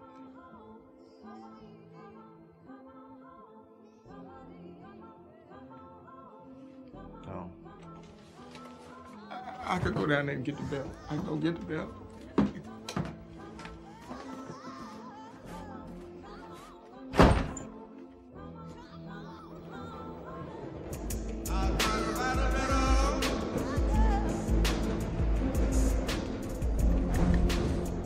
This cue is Death Letter, and with Johnny Farmer's vocal, and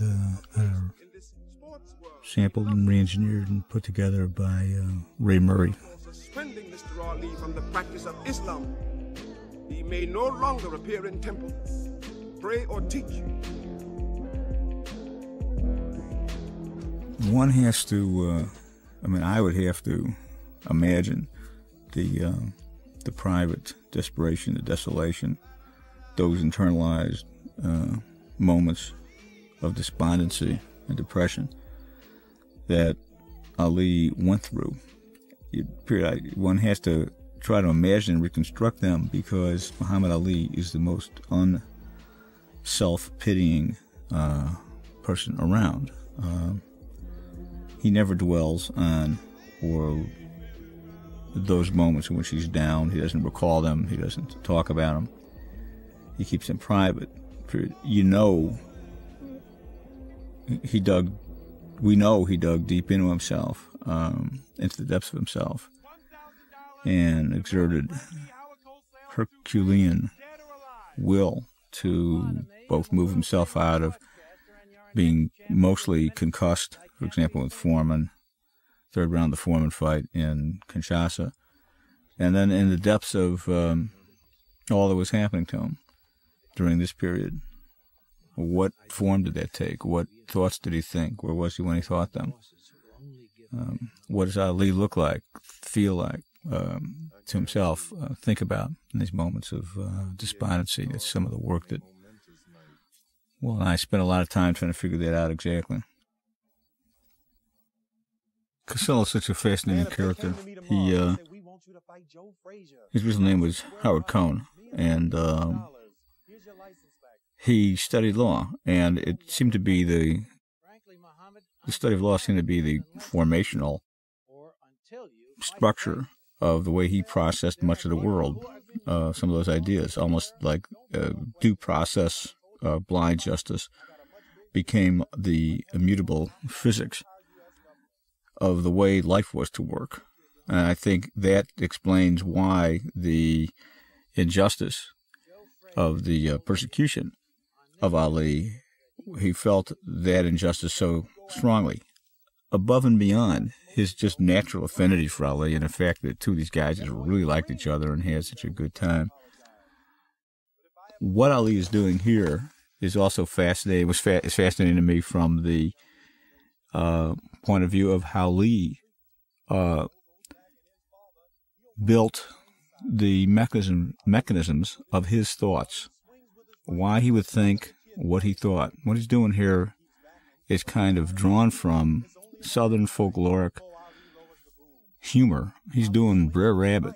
What a beautiful swing, but the punch lifts Frazier clean out of the ring. Frazier still rising. And the referee... That he would have the idea of declaring he would never fight again, which is exactly the opposite of what he wants to have happen. It's like, don't throw me in that briar patch. He's somewheres over the Atlantic. Now, who would have thought when they came to the fight, they was going to witness the launching of a black satellite? But don't wait for that fight. It ain't never gonna happen. Only thing you could do is wonder. It ain't never going to happen. And then he provokes a massive public outcry to get Ali to fight again. So, too, as he could pull from thought structures, the way thoughts construct themselves, from the culture within which we live and are raised in. As he drew from Southern folklore, he could also draw from evangelical traditions, speech patterns. He'd hear from preachers where a preacher would take a line of thought to a certain point and then would divert himself into a tangent and do a litany of examples, 17 or 18, and then go right back to that same, continue on with the thought. Ali would do that frequently. He would, in Africa, he would talk about everybody who was coming and say, well, there's got to be people from, and then he would rattle off 17 countries and 17 capital cities and then go right back to the sentence that he left off on.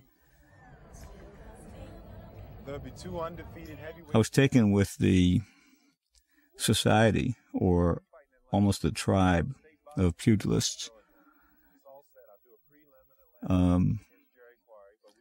which is, in boxing, the sociology, the social relations amongst boxers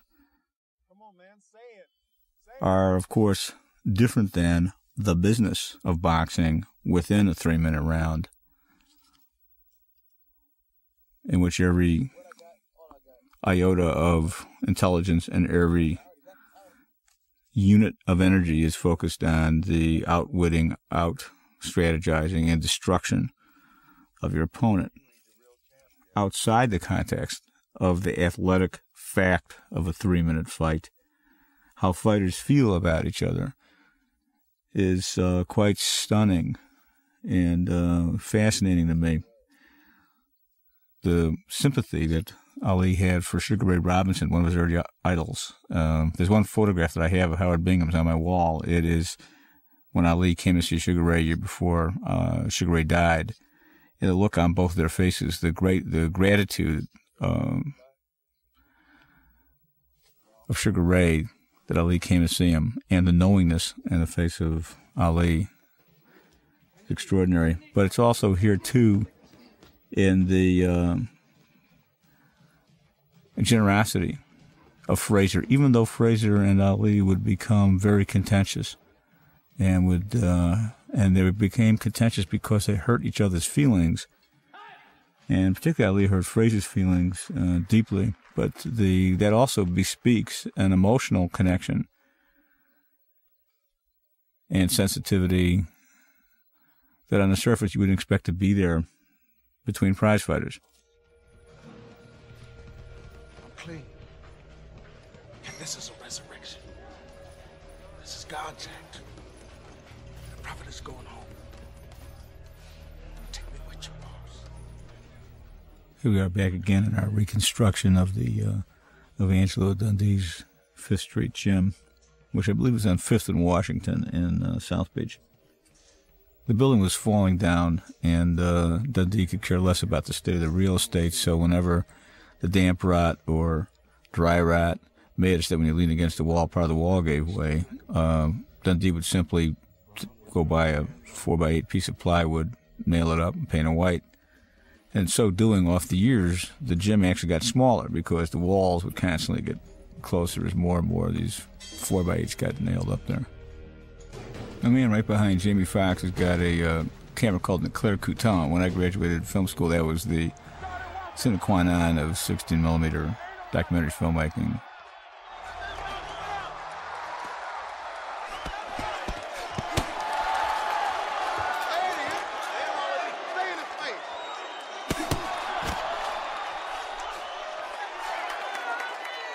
Here's the quarry fight. It happened, I believe, in August in 1970 in Atlanta, in the City Auditorium in Atlanta. Jerry Quarry's played by Robert Salley. Robert was he's got a day job as a parole officer in L.A. and had boxed professionally and was part of our training camp and campaigned for and got the job of doing Quarry, and all the professional boxers, Sally had to abandon his style and box like Quarry boxed. And as in all our boxing, where there may be one or two choreographed pieces that were the salient story points and telling the boxing story of that particular fight, in between is improvisational full contact boxing. So Will is getting hit and Sally is getting hit.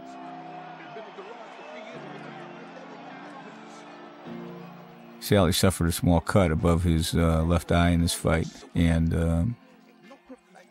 some of the stage blood got mixed in with some of his own blood. But the attitude of Irish Jerry Quarry was, he did a great job.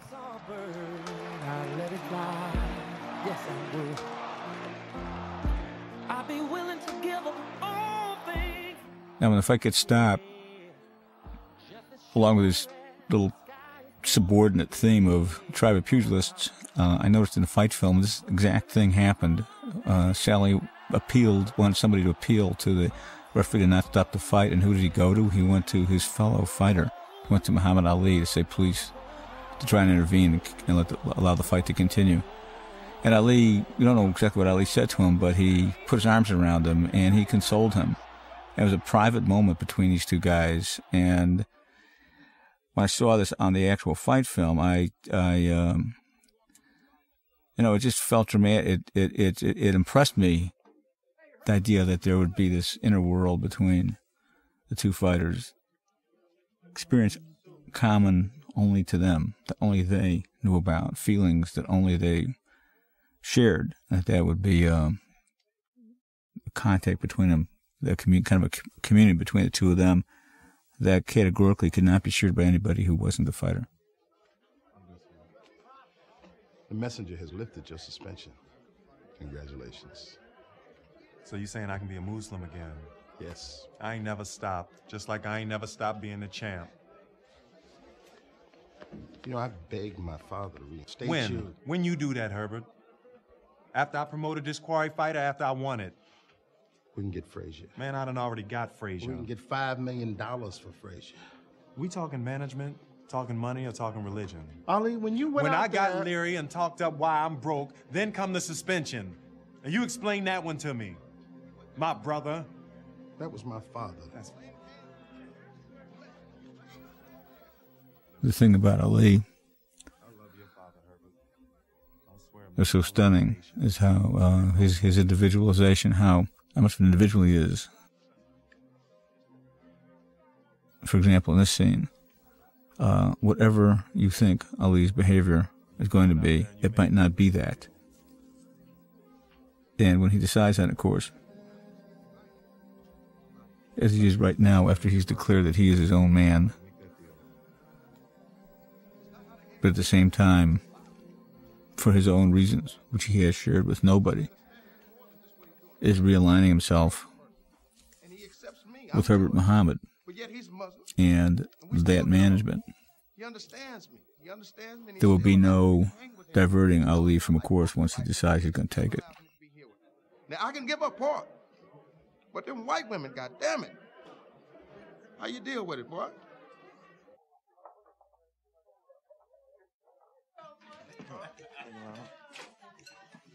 Yeah. Muhammad, Howard Joseph, your TKO.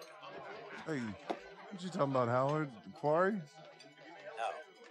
The Supreme Court ruled today in the case of the United States versus Cassius Clay, a.k.a. Muhammad Ali. You won an 8-0, unanimous decision. You're free. Congratulations.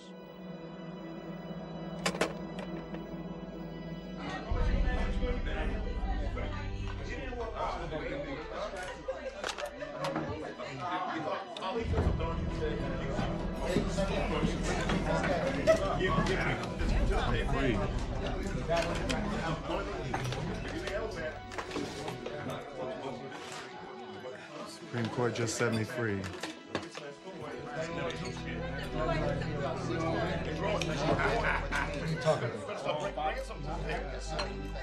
8-0 unanimous decision. The Supreme Court just overturned my conviction.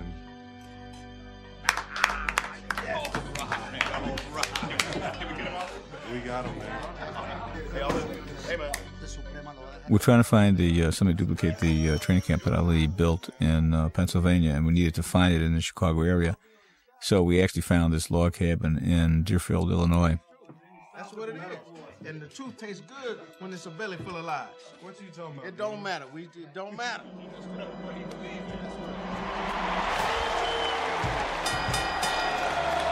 and gentlemen, 15 rounds of boxing for the undisputed heavyweight championship of the world. In this corner, the contender and former heavyweight champion of the world, weighing in at 213 pounds, Muhammad Ali.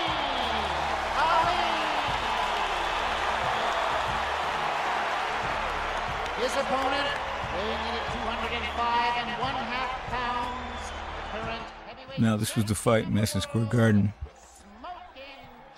Probably one of the first really huge fights in which the fight meant as much symbolically.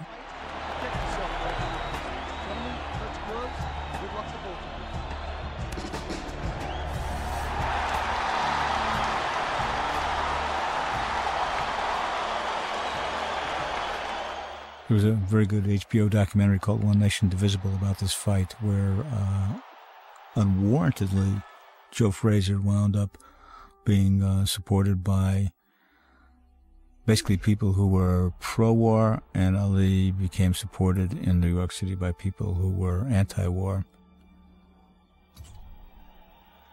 This is a pattern that was to repeat in a much larger way and repeat globally 4 years later in Rumble in the Jungle in Kinshasa. For Ali, this is just a comeback fight, the big comeback fight. But no one had accurately estimated the price of 3.5 years of not fighting would cost him. And Joe Frazier prepared perfectly for this fight. Frazier came into this fight having figured out how to defeat Muhammad Ali. Ali had a much longer reach and could stop you with the jab. And what Frazier elected to do was to get hit by the jab. He knew he was going to get hit by the jab, and he would allow himself to be hit by the jab and come right forward and move through being hit by the jab until he got into that medium distance, within which Ali's jab, which is as most powerful, fully extended, could not be fully extended. Then once in that medium distance, Joe Frazier let go with his left hook, which was the most devastating left hook in boxing. This punch that gets landed here, the one that knocks Ali down, was thrown for real. And James Toney, who plays Joe Frazier here, James Toney, by the way, is the present IBA Super Cruiserweight champion.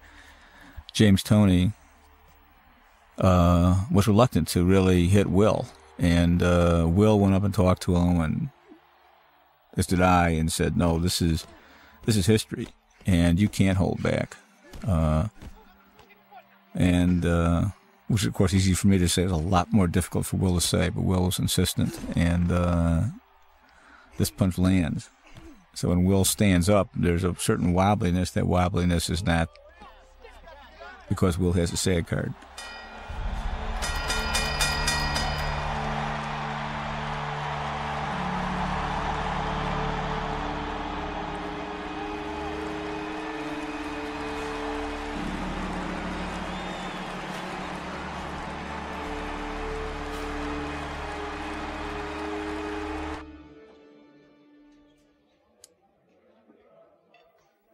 I think it was after this fight that Ali checked himself into the hospital and was out about 24, 48 hours. Frazier was in the hospital. Joe Frazier was in the hospital for about 3 weeks. Even though he'd won a fight, he'd taken such a beating.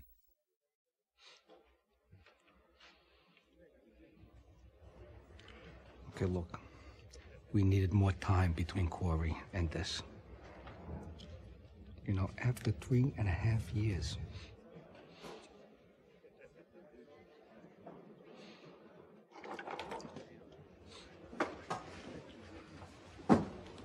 Where's that aid station? Luis, por favor, towels. Ali! think you got robbed? Muhammad, you said you were going to win this fight. How do you count for the beating you take it? Can he hurt you? No, said you don't want to fight. This was shot in the LA Sports Arena. And the shape of the stands was actually pretty good duplication of the way Madison Square Garden looks. Belinda had been taken to a first aid station because she fainted at the beating that Ali took. I finally got yanked to commit to a rematch with you in about 6 months. Frazier said he'd be happy with $3 million. I'll fly to Jamaica, get yanked to sign right after Joe beats this big stiff. I think he hurt Joe Frazier. I think Joe is hurt. Down goes Frazier. Down goes Frazier. Down Get up, Joe. Frazier. The heavyweight champion is taking the mandatory 8 count, and Foreman is poised as can be. That's not an example of the power of George Foreman. Was the way he just seemed to bat Joe Frazier, who defeated Ali, around the ring in their title fight. And that set the stage for the Ali-Frazier rematch. Now, inexplicably, Joe came in with the same fight plan that he had used against Ali, and Frazier won. Ali modified his style, would hit Frazier with the hooks. Then when Frazier came in, Ali would tie him up. He wouldn't let Frazier get into or dwell in that mid-range, being defined as the outside is where it was at the end of Ali's jab. And he wouldn't let Frazier get in that mid-range, which was closer to Ali than that jab, where Frazier could use his devastating hook. It was very much an eked-out victory.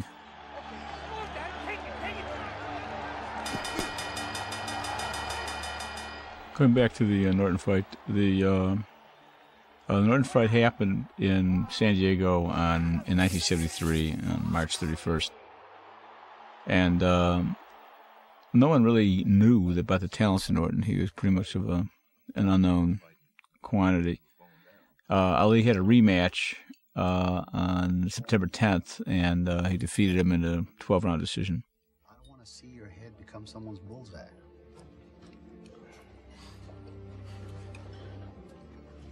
You think I still got the tools? Sure you do. You still got the tools, Daddy. But they're different.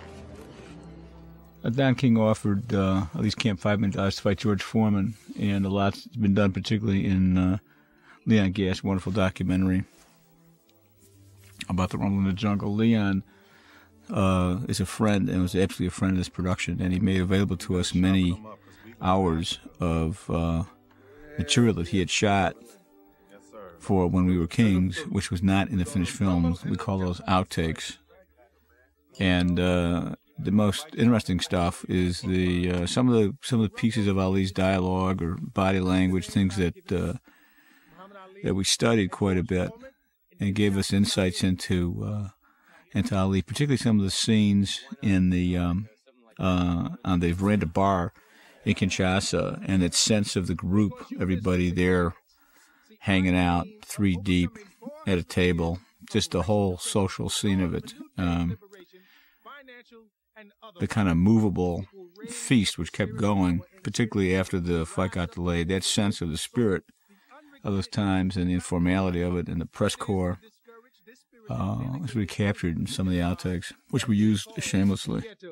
Man, Don, you crazy.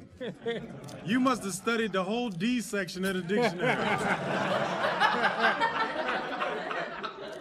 Mohammed, George Foreman demolished 2 of your most difficult opponents.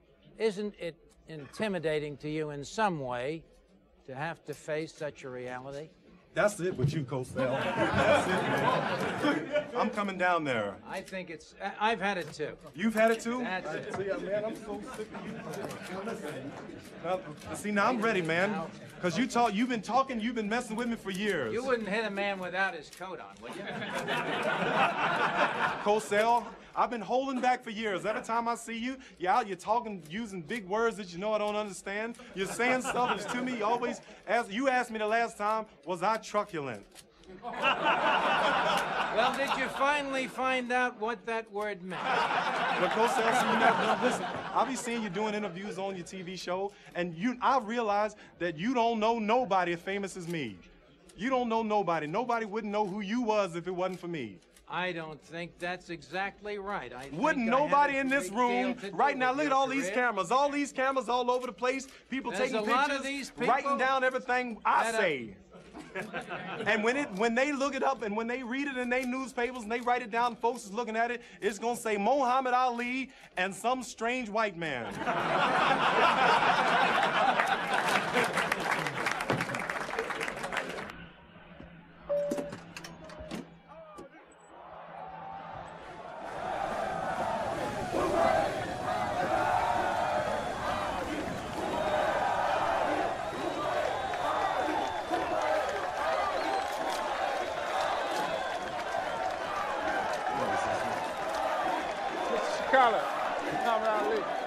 There's an image I had that was one of the formative images and one of the kind of inspirations about why to do this film. And it's when Ali first arrives and he's met by not just the crowd, he's met by, looks like half the country. And they're all shouting Ali Boumaier. And there's a look on Ali's face in which he doesn't really know exactly what Ali Boumaier means yet. And it seems to be tens of thousands of people. And it means they're not all there because they're fight fans. He means a lot more to them than a fighter trying to regain what was taken from him unfairly in 1967. Because by the time he refights Joe Frazier, Foreman has a crown.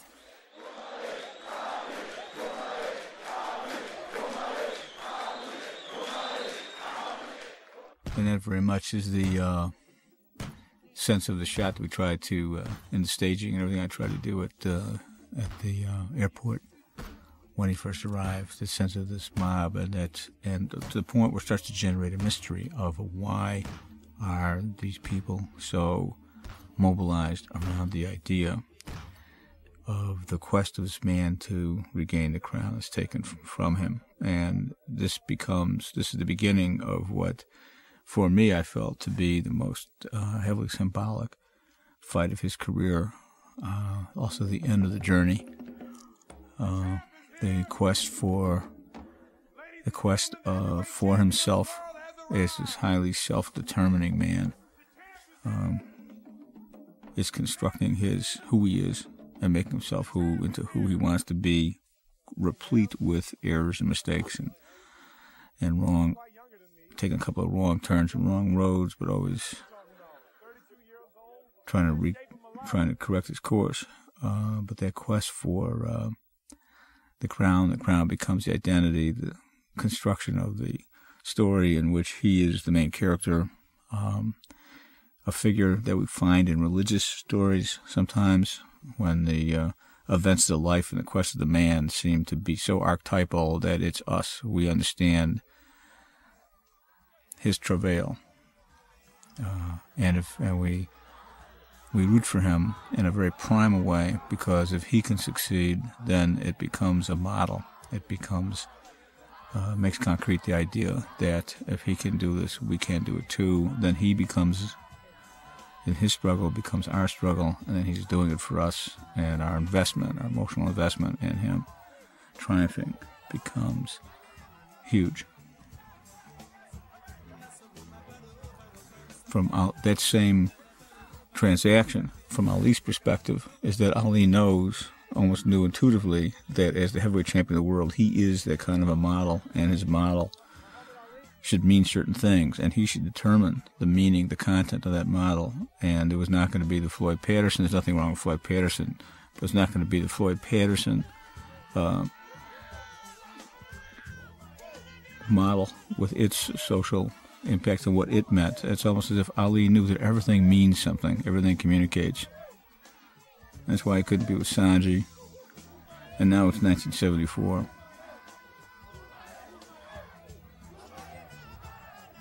We are in a place called Mavalane A. It's a favela. It's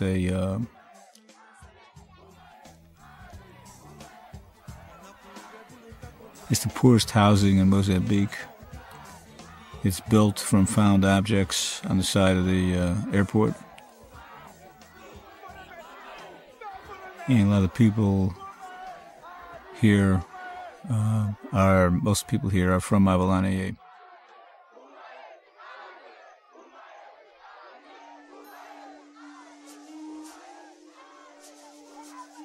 Mozambique has a HIV rate of 50% positive, just positive. It's afflicted with diseases which are rare in other parts of the world, typhus, diphtheria. One of the stunning things about being here and filming here, the people are great. When we're shooting here, we looked around and you start to get the impression, wait a minute, what's wrong with this picture? And what's wrong with the picture is that there were very few people over 35 years of age.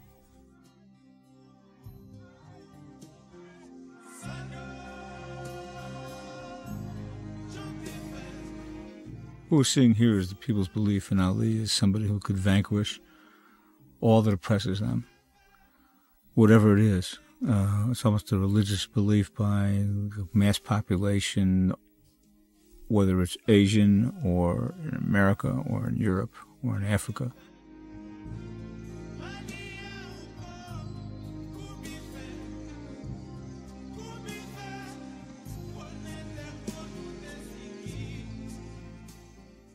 I wanted to try and find some way to represent the impact upon Ali of the realization of what he meant to a lot of people all over the planet. Was to find a way to represent their expectations, what they were invested in. And the idea occurred of that in some of the slums that Ali, in Kinshasa, that Ali would go running in. He would run away from his security guards and just take off into these shanty towns, very similar to the one that we're actually shooting in Mozambique, except it was in Kinshasa and Zaire. And do magic tricks for the kids and do that one-on-one connecting that's unique with Ali. In this place, they don't put up posters because no one here can afford a ticket to a fight. So in this place, it's almost like they make their own posters or their own murals. But in that people's art of muralization, I wanted to try and represent the expectation of the kind of global consciousness of people rising from below their expectation, because the world was rooting for Ali to win. The masses were rooting for Ali to win. And that investment of those people, and so many of them, globally, put upon Ali a terrible responsibility that he realized. He expressed it to John Voight in a private conversation, but even without that expression, that he realized that he must win, even if it killed him. So much was riding on this fight, and the expectations of so many people were upon him because of who he had defied and his history of defiance of the powerful. A man who spoke truth to power, who had been persecuted and prosecuted and victimized and vilified and survived it all, defied it all, to the point where he was able to come back and contend again for that thing, the heavyweight crown that was so unfairly taken from him in 1967. So that his story of his defiance, the story of one man moving against the indifference and the different power, the removed indifferent power of institutions. He knew his representative role. It's the model that he had elected to try and make himself into and to craft those messages. And now that all that expectation was upon him, I wanted a moment where we feel, perhaps we feel, that the weight of it, of that responsibility, impacts on him. Maybe I ought to go back to Chicago and look after her. And he concludes that even if it kills him, even if he has to die, he can't not win. Well, then I guess and we don't know how he possibly can win. If that's all right, my husband. And this scene between Ali and Belinda,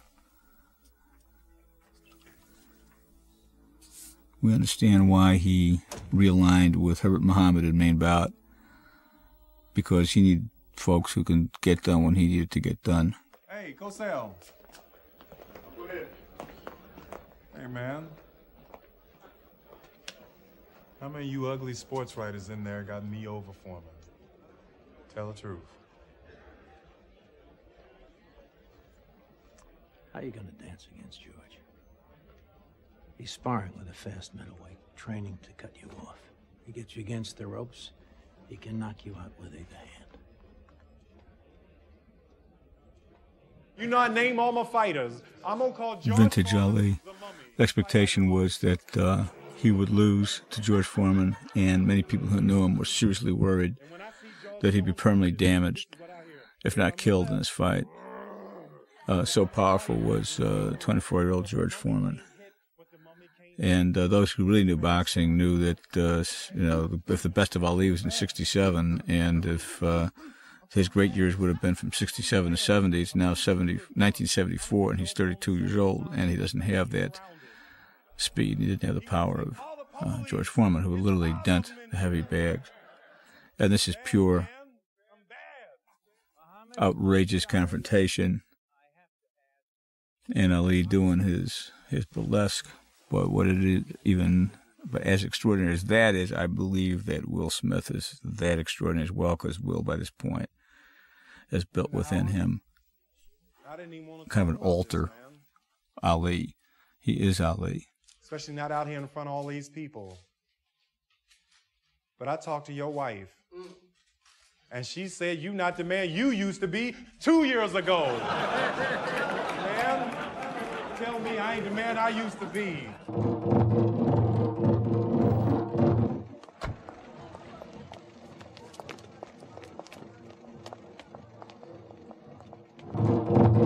We were location scouting well before we went on the very first trip to Africa, looking for meeting halls. In fact, to stage the news conferences, and I went to one neighborhood community hall, and as we walked up the stairs, there was incredible drumming, and walked into the middle of like a community dance group, which was simply kids coming home from after school would dance. And these are these people. They are the just dance company in a local community. We brought in Fatima Robinson, a famous American choreographer, and to work with them. And they have their own choreographer. And from this choreographer, I asked him a couple of questions, and from his answers, I actually derived my whole approach to how to handle the boxing in the film. What the kids were doing was just 3 percussionists had such concrete content in the dance that they were dancing. It's something to do with oppression. It's something to do with death. It's something to do with women saving people after they died. And this was it's a dance in a community center in Maputo, Mozambique, on the Indian Ocean. And I asked the choreographer through an interpreter, because he spoke Portuguese, about his choreography and how he choreographed something that, which the content was so opaque. And he said that you can't choreograph anything until you know the story. The choreography is story. It's all storytelling. Ali is noticing here for the first time Veronica Porsche, played by wonderful actress Michael Michelle.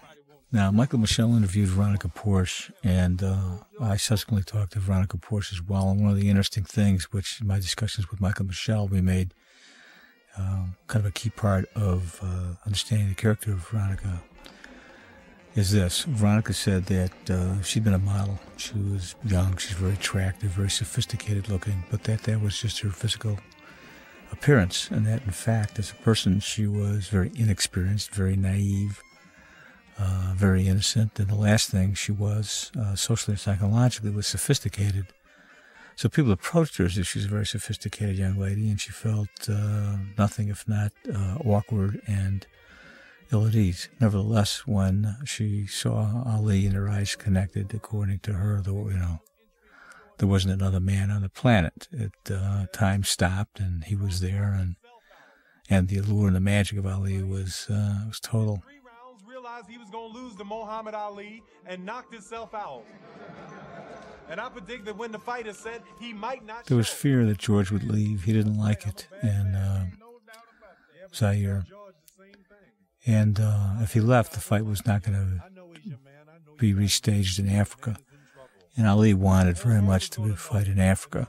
The lady on the far left, by the way, is the U.S. ambassador to Mozambique. October 30th. What about the concert? The concert that will go on as planned. Those dates are September 20th, the 21st. I want all the helicopters guarded, all the private planes, all the private boats. This news conference is taken from fragments of actual conferences that occurred and kind of collaged together as Ali taunts and challenges George Foreman to stay here. Hey, man. Don't you never talk to Angelo like that. Ali telling Lieutenant King Never talk to Angie like that again. Something wrong with you, man? for disrespecting Angelo Dundee came, I believe, out of Ali's autobiography. They all know. All them ladies out there, they know. They know I'm ready. I see fear in the eyes of his followers. I see fear. That, of all the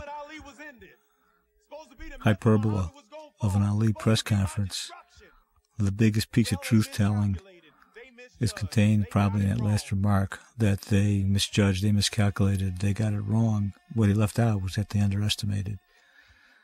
Because if anything has ever been, there's nothing that's been more underestimated than the degree to which Ali is analytical, the degree to which Ali is completely strategic. And that is, as an athlete and a boxer, he would analyze fights till he wore out the fight films. So when Ali made his predictions, they were never really predictions. They were just the reveal of, in fact, the fight plan. And if the fight plan called for a probability of Ali knocking somebody out in the 5th or 6th round, Ali would be conservative and project the 7th. But my people are from Louisiana. Louisiana. What, you Creole? Well, we're Creole, so I'm African, French, Spanish. My mother's grandfather was Jewish. Ooh, they mixed all that stuff up in there real nice. I'm the only witch doctor here. Bundini Brown. Bundini Brown is an authentic witch doctor. You tell him. You know, I'm real glad you said what you did.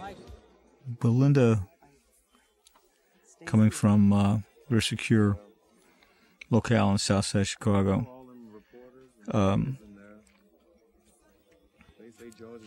didn't have the same kind of global perspective of what was happening here. And that's the thesis. As dramatists, you have to ask yourself these questions. Why did this relationship end?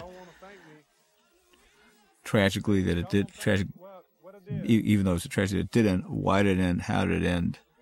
An actress playing Belinda, wonderful Nona Gay, is going to say what went wrong, and how is there a difference, what is the difference between Veronica and Belinda as it relates to perspective? And I believe, from talking to a number of people, I believe that part of the analysis is the Ali always had a grasp of the universality of his position. In other words, the interaction between his personal self-definition and things that are happening globally. And so for him, this fight happening here in Africa was so important. And I think Veronica had a similar understanding. Now, Ali's also not somebody who will articulate a lot of what might have been going on subjectively. I don't think Ali is introspective. conversationally.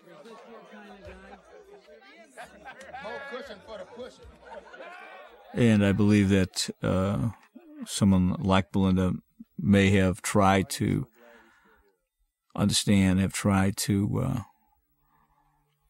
elevate herself beyond whatever limitations to understand Ali and where he was coming from. And I don't know that Ali was cast as somebody who would engage in that kind of self-revealing and self-searching dialogue. Got to whoop George.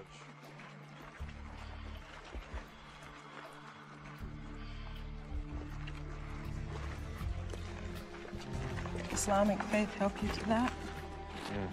Listen, girl, as a Muslim, I am failed in the eyes of God. I should have discovered Islam at 50, because I'm weak on women. First they take my eyes, my heart follow.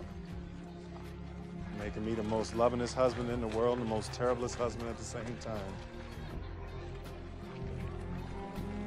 Look at you. Green eyes. The sign painting on the walls you see behind you is, it's all over Africa, but particularly it was in Mozambique, but of course the language wouldn't be French, it would be Portuguese. And all we did was change the language because in a lot of the of our research we found the same kinds of paintings. People would paint if something was a beauty shop, they'd paint images from beauty shops on their shop walls. We found that a lot of photography has been done about image making on walls in Zaire.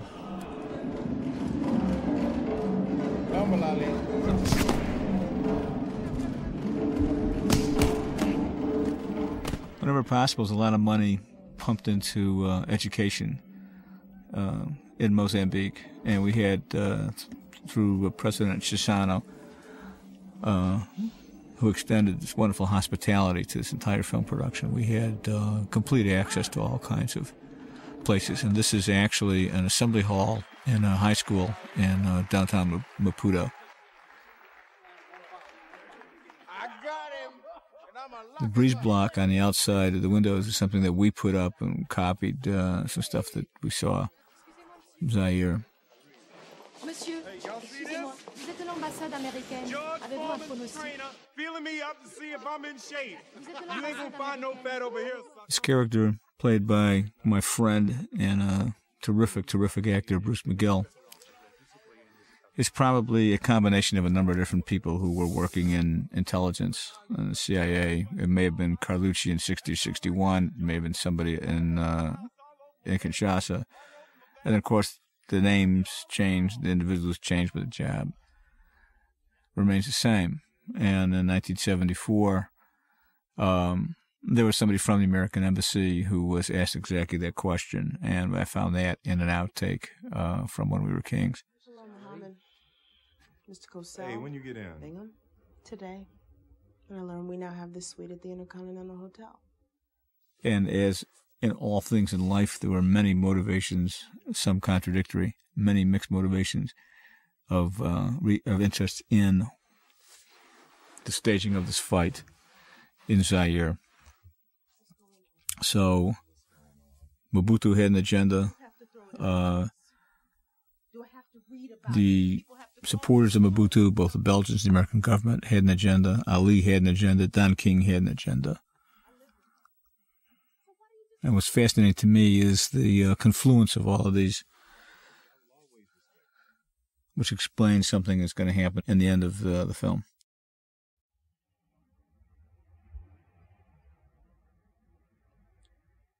Now, outside the window here is the Indian Ocean. However, if you were in Kinshasa and you're looking at the Congo River, it would go to the horizon as well, because at that part, I believe the Congo River is almost 10 miles wide. I fight George. I ain't come all this far to lose. Neither did I.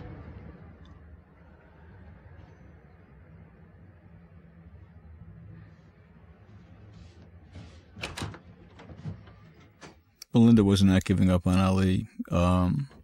They struggled through another 2 years of marriage to 2.5 years of marriage. Lee eventually married Veronica in 1977.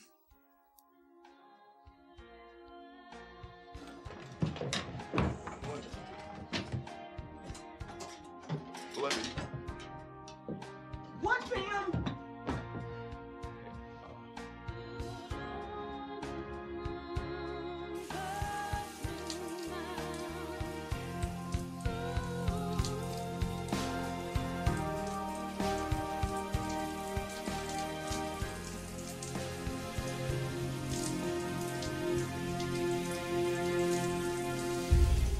Now, the shower with the rest of the interior of the house at the Ensele, it's N''SELE compound, which is where Ali stayed. All the interiors are filmed in Biscayne Bay.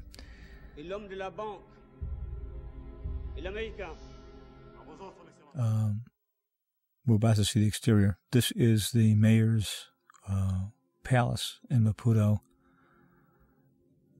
And you couldn't make this up. That is Idi Amin, who's having dinner with a banker, who I believe is from Barclays Bank, somebody from the American Embassy, who we have our compendium character played by Bruce McGill, and Mobutu. The fight was televised in one home and one home only in Kinshasa, and that was the home of Mobutu. That's because Mobutu couldn't go to the fight itself because he feared assassination, and his house guest happened to be the architect of Ugandan genocide, Idi Amin. Excusez-moi, messieurs. 4 minutes, 4 minutes. Countdown is on, bro. Give us some more, man. You all right? Yeah, why? Where you at? George Foreman ain't no mummy. He done knocked out 8 out of 11 before the end of the 3rd round. Most dangerous fight I ever fought. All right. See, I'd worry if I was your Nate Rules. And I can't wait, man. Get it to battle of man against man, mind against mind, soul against soul. This is the one. This is it. This is the greatest. The prophet has come back to claim his own and get that pretender off the throne. Rumble, young man, rumble. It's the rumble in the jungle. Go.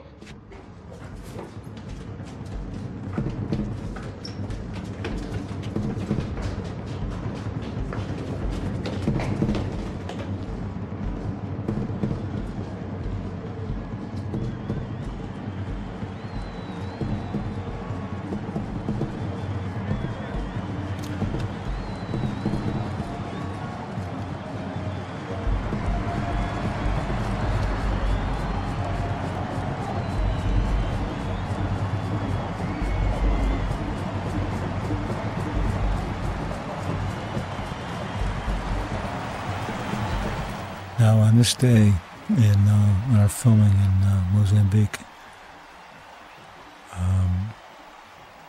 we actually had 25,000 extras, and we constructed the ring and constructed the canopy over the ring, identical to the one that was in Kinshasa, as well as the monumental posters of Mobutu.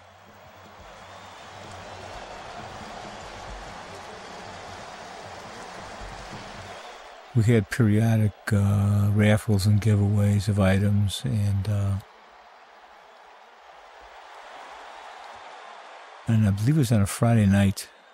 We also provided medical, 24-hour round-the-clock medevac to South Africa. One boy got severely hurt when somebody in the stands threw a bottle and hit him in the head, and he walked into our first aid station. And at about 2 or 3 in the morning, we flew him to. He actually flatlined in our tent with our medics, and we raced him to the airport and flew him to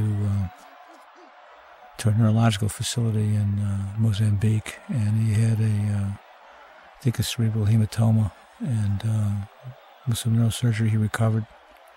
And about 4 weeks after that, we flew him back to Maputo and brought him back to his family. Now, playing Zach Clayton, the famous referee Zach Clayton, is the famous American referee Larry Hazard Sr., who is the chairman of the New Jersey Boxing Commission.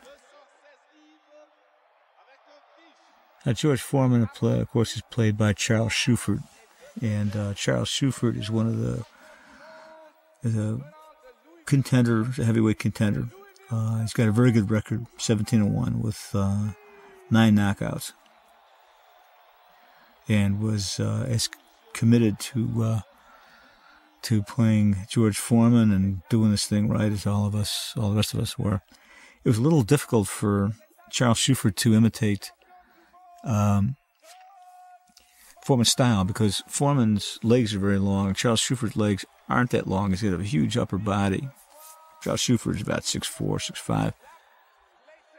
But because his legs aren't long, he steps differently.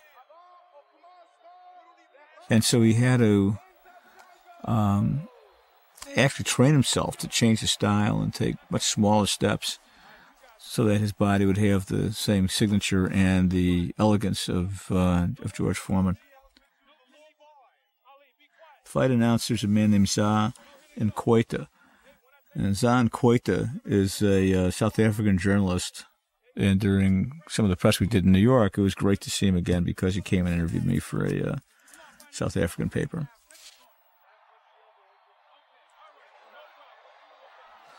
Ali, of course, talked throughout the whole fight, and one of the things that's truly hilarious is in the actual fight itself.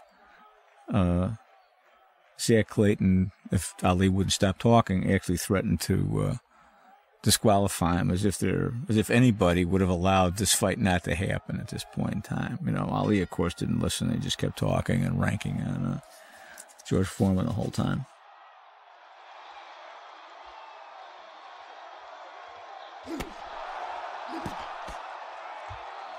As usual, Ali heaped verbal abuse on George as a psyops, a kind of a provocation. There's many interpretations about this fight. I believe that, in accordance with Ansel Dundee, that Ali went into the first round and he trained to do two things. One is avoid ever being backed onto the ropes, being backed into a corner where he couldn't get away from, where he couldn't slip or slide or move away from George Foreman. And the other thing is that he planned to dance and do something that Ali says he got from Customato, who he called up before he left the States. Customato's analysis was that George Foreman was basically a bully. He had defeated so many people, knocked 8 out of 11 last fighters out before the end of the third round, and that what Ali should do is stun George by going in and do the unexpected and just basically walk in that ring after that bell rang and smack him right in the face, and do it with a right hand.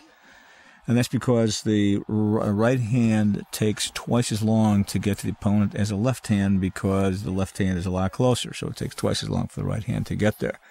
So no professional fighter would ever expect to be hit with a right hand. And so that's exactly what. And so you wouldn't train for that defense, because for someone to throw that at you would also be a sign of disrespect. That's exactly what Ali did, and in, of course, the first round, to provoke George and shock George, he hit George with about 7 or 8 right hands. It was estimated that the temperature in the ring was about 140 degrees. The rains were due. In fact, they were overdue. The monsoon was supposed to have happened 4 or 5 weeks before the fight, because the fight was delayed. And with 140 degrees and a 32-year-old Muhammad Ali at the end of the first round came to a realization, and the realization was he could not keep this up. He couldn't keep up the pace of trying to dance away from George. It's Dundee's contention and Ali's, and I believe them, that Ali changed his entire strategy of how to fight the heavyweight championship of the world in the 60 seconds between the end of round 1 and the beginning of round 2. And he was going to do, again, which Ali was the master of, the totally unexpected, even though it did conform to some. He was going to put himself on a rope and let George beat on him. And anybody who believes that, and there's some of the conspiracy theories, that he knew that George was going to do this, that he loosened the ropes to allow the ropes to spring back. If you look at any of the fight film for round 2 and round 3 of this fight, you'll see a very apoplectic Angelo Dundee and Drew Bundini Brown exhorting Ali to get off the ropes. Ali always trained defensively, meaning that he would he reputed to have the best eyes in boxing, meaning he could spot a punch coming in milliseconds before it was going to hit and where it was going to go. And he became a master of either blocking or changing the angle of his face or his posture at the last quarter of a second, so that something that was coming in wound up as a solid shot he would transform that into a glancing blow by at the very last minute, shifting or pulling back or leaning back, so that 65 to 70% of the force would have been spent elsewhere, and he'd absorb 20, 25, 30%. If in fact he couldn't absorb zero. And that's what he relied on. Nevertheless, 1 out of 5, 1 out of 8 of George Foreman's tremendous blows came through.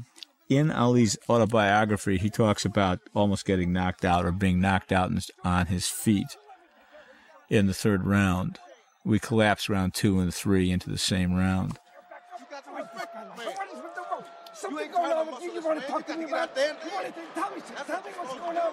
What are you doing? You want to talk to me? And the extraordinary thing about Ali is the willpower it takes to pull yourself up from a near-death experience, pull yourself up from out of consciousness.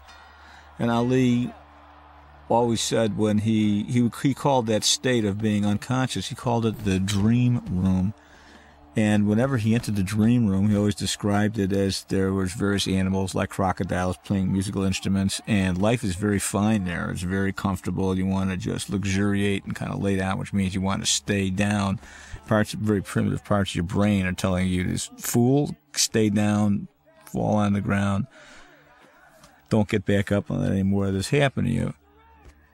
Ali described that process of pulling himself into out of being knocked out with this stream of consciousness, and he would use phrases like "open a door," whether that was some fragment bouncing around his unconscious from "Open the Door, Richard," which was a pop tune from the 50s or early 60s.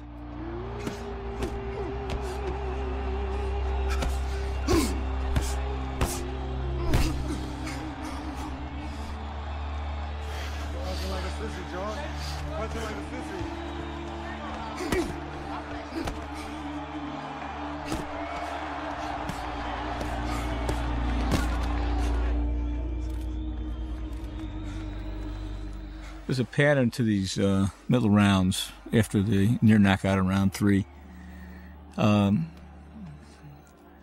Ali would let George spend himself on him, taking a lot of shots on the arms. He'd be getting hit, but he'd be able to block a lot, slough off a lot by changing the angle or tying up George. But at the end of every round, Ali would would go on the offense. It would throw a couple of short combinations, almost as if they were designed to sting George more than engage with George, to provoke George to expend more energy. And when one looks at the fight films of this fight, you can actually see George get slower, and you could see his arms get heavier. He was almost, sometimes it looked like he was swinging from the shoulder. But then George would have these little microsecond wins and throw something really heavy and deadly. He swears in his autobiography that this round girl winked at him. But we believe him.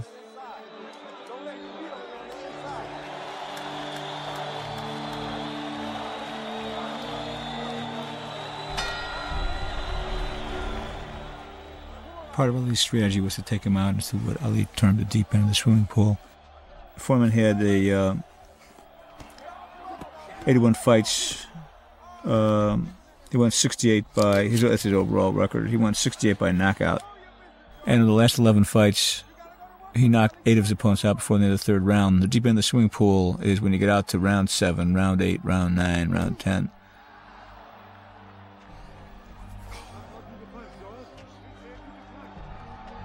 So he didn't have a lot of experience in 12-round fights, 15-round fights. Ali did. Now, Ali knew there was a second win out there for George, but he didn't want to let George find that second win. So he had determined in the rest before round 8 that he would take him out in round 8. Now what you're going to see next are actual pieces of events and punches that happened. Little flurries, little pit-pat type exchanges. And what you're about to see next is step for step, punch for punch. Exactly the way it ended.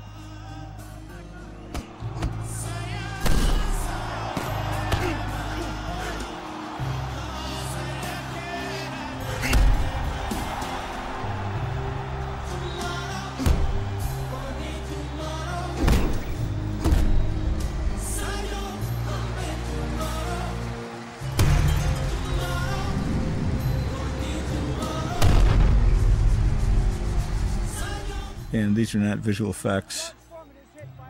These all landed. Charles Shuford as well as Will and I, and it's Charles Shuford and Will who had to take the punishment for what I'm about to say, were determined that this we thought to be the single most spectacular knockout combinations in boxing history, which is also the culmination of this 2-year effort to make this motion picture. That we were not going to dilute this moment or come up short, and this is so significant in our understanding of and devotion to Muhammad Ali that we weren't going to shortchange it. And so just as Will took the left hook from James Toney in the first Frazier fight, that was absolutely the attitude of Charles Shuford. He was insistent that these blows land. And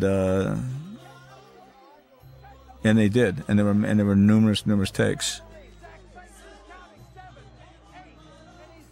So it was a profound dedication of soul, and in the case of Will and Shuford and all the other boxers, of soul and body, to everything Ali means to all of us. In these moments that were just displayed right here, and Charles Shuford is willing and to take these punches for real, and in Will Smith's willingness to put more into a part or into a role on body and soul and blood, and one could ever expect from an actor.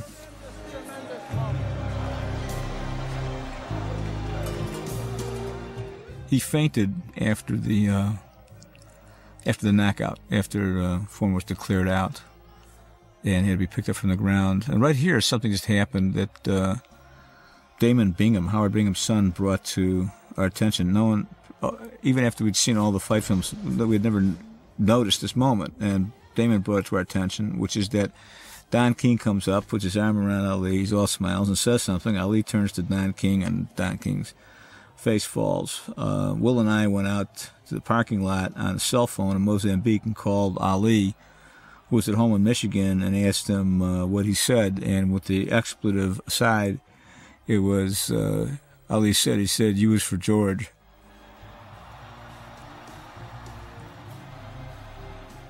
And for one small piece of time, the aspirations, the global consciousness of people who might define themselves as rising from below something, wherever they were in the world, in Africa and Asia and Western Europe and the United States, who had become invested in Ali's victory because Ali had become this model to them, this representation to them.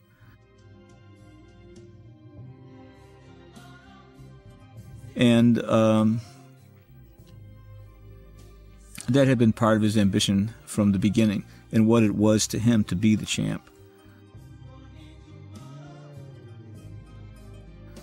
For one moment, for one brief period, these people and their expectations globally triumphed, and Ali's triumph over all that had been arrayed against Ali since 1967. In his defeat of the unbeatable, the George Foreman, who had actually come to symbolize something else, a kind of indifferent and the powerful in life, almost as if George Foreman represented that, and it seemed to be vanquished by Muhammad Ali. Now, this is, of course, this is not George Foreman as he is as a man, and it's certainly a very different, very charming George Foreman that we know today. But in what he represented to the world of 1974, Superfly, indifferent and powerful, landing in the African continent, this is what he meant to the world. And in those days, if you were there then, in those times, this was the victory of the powerless, of the aspirations of whole continents. And like all things, this too was transient. And this victory and this triumph was not going to last. But that can't detract from the devotion of spirit. If you were there then, Ali was all of us, and all of us were with Ali.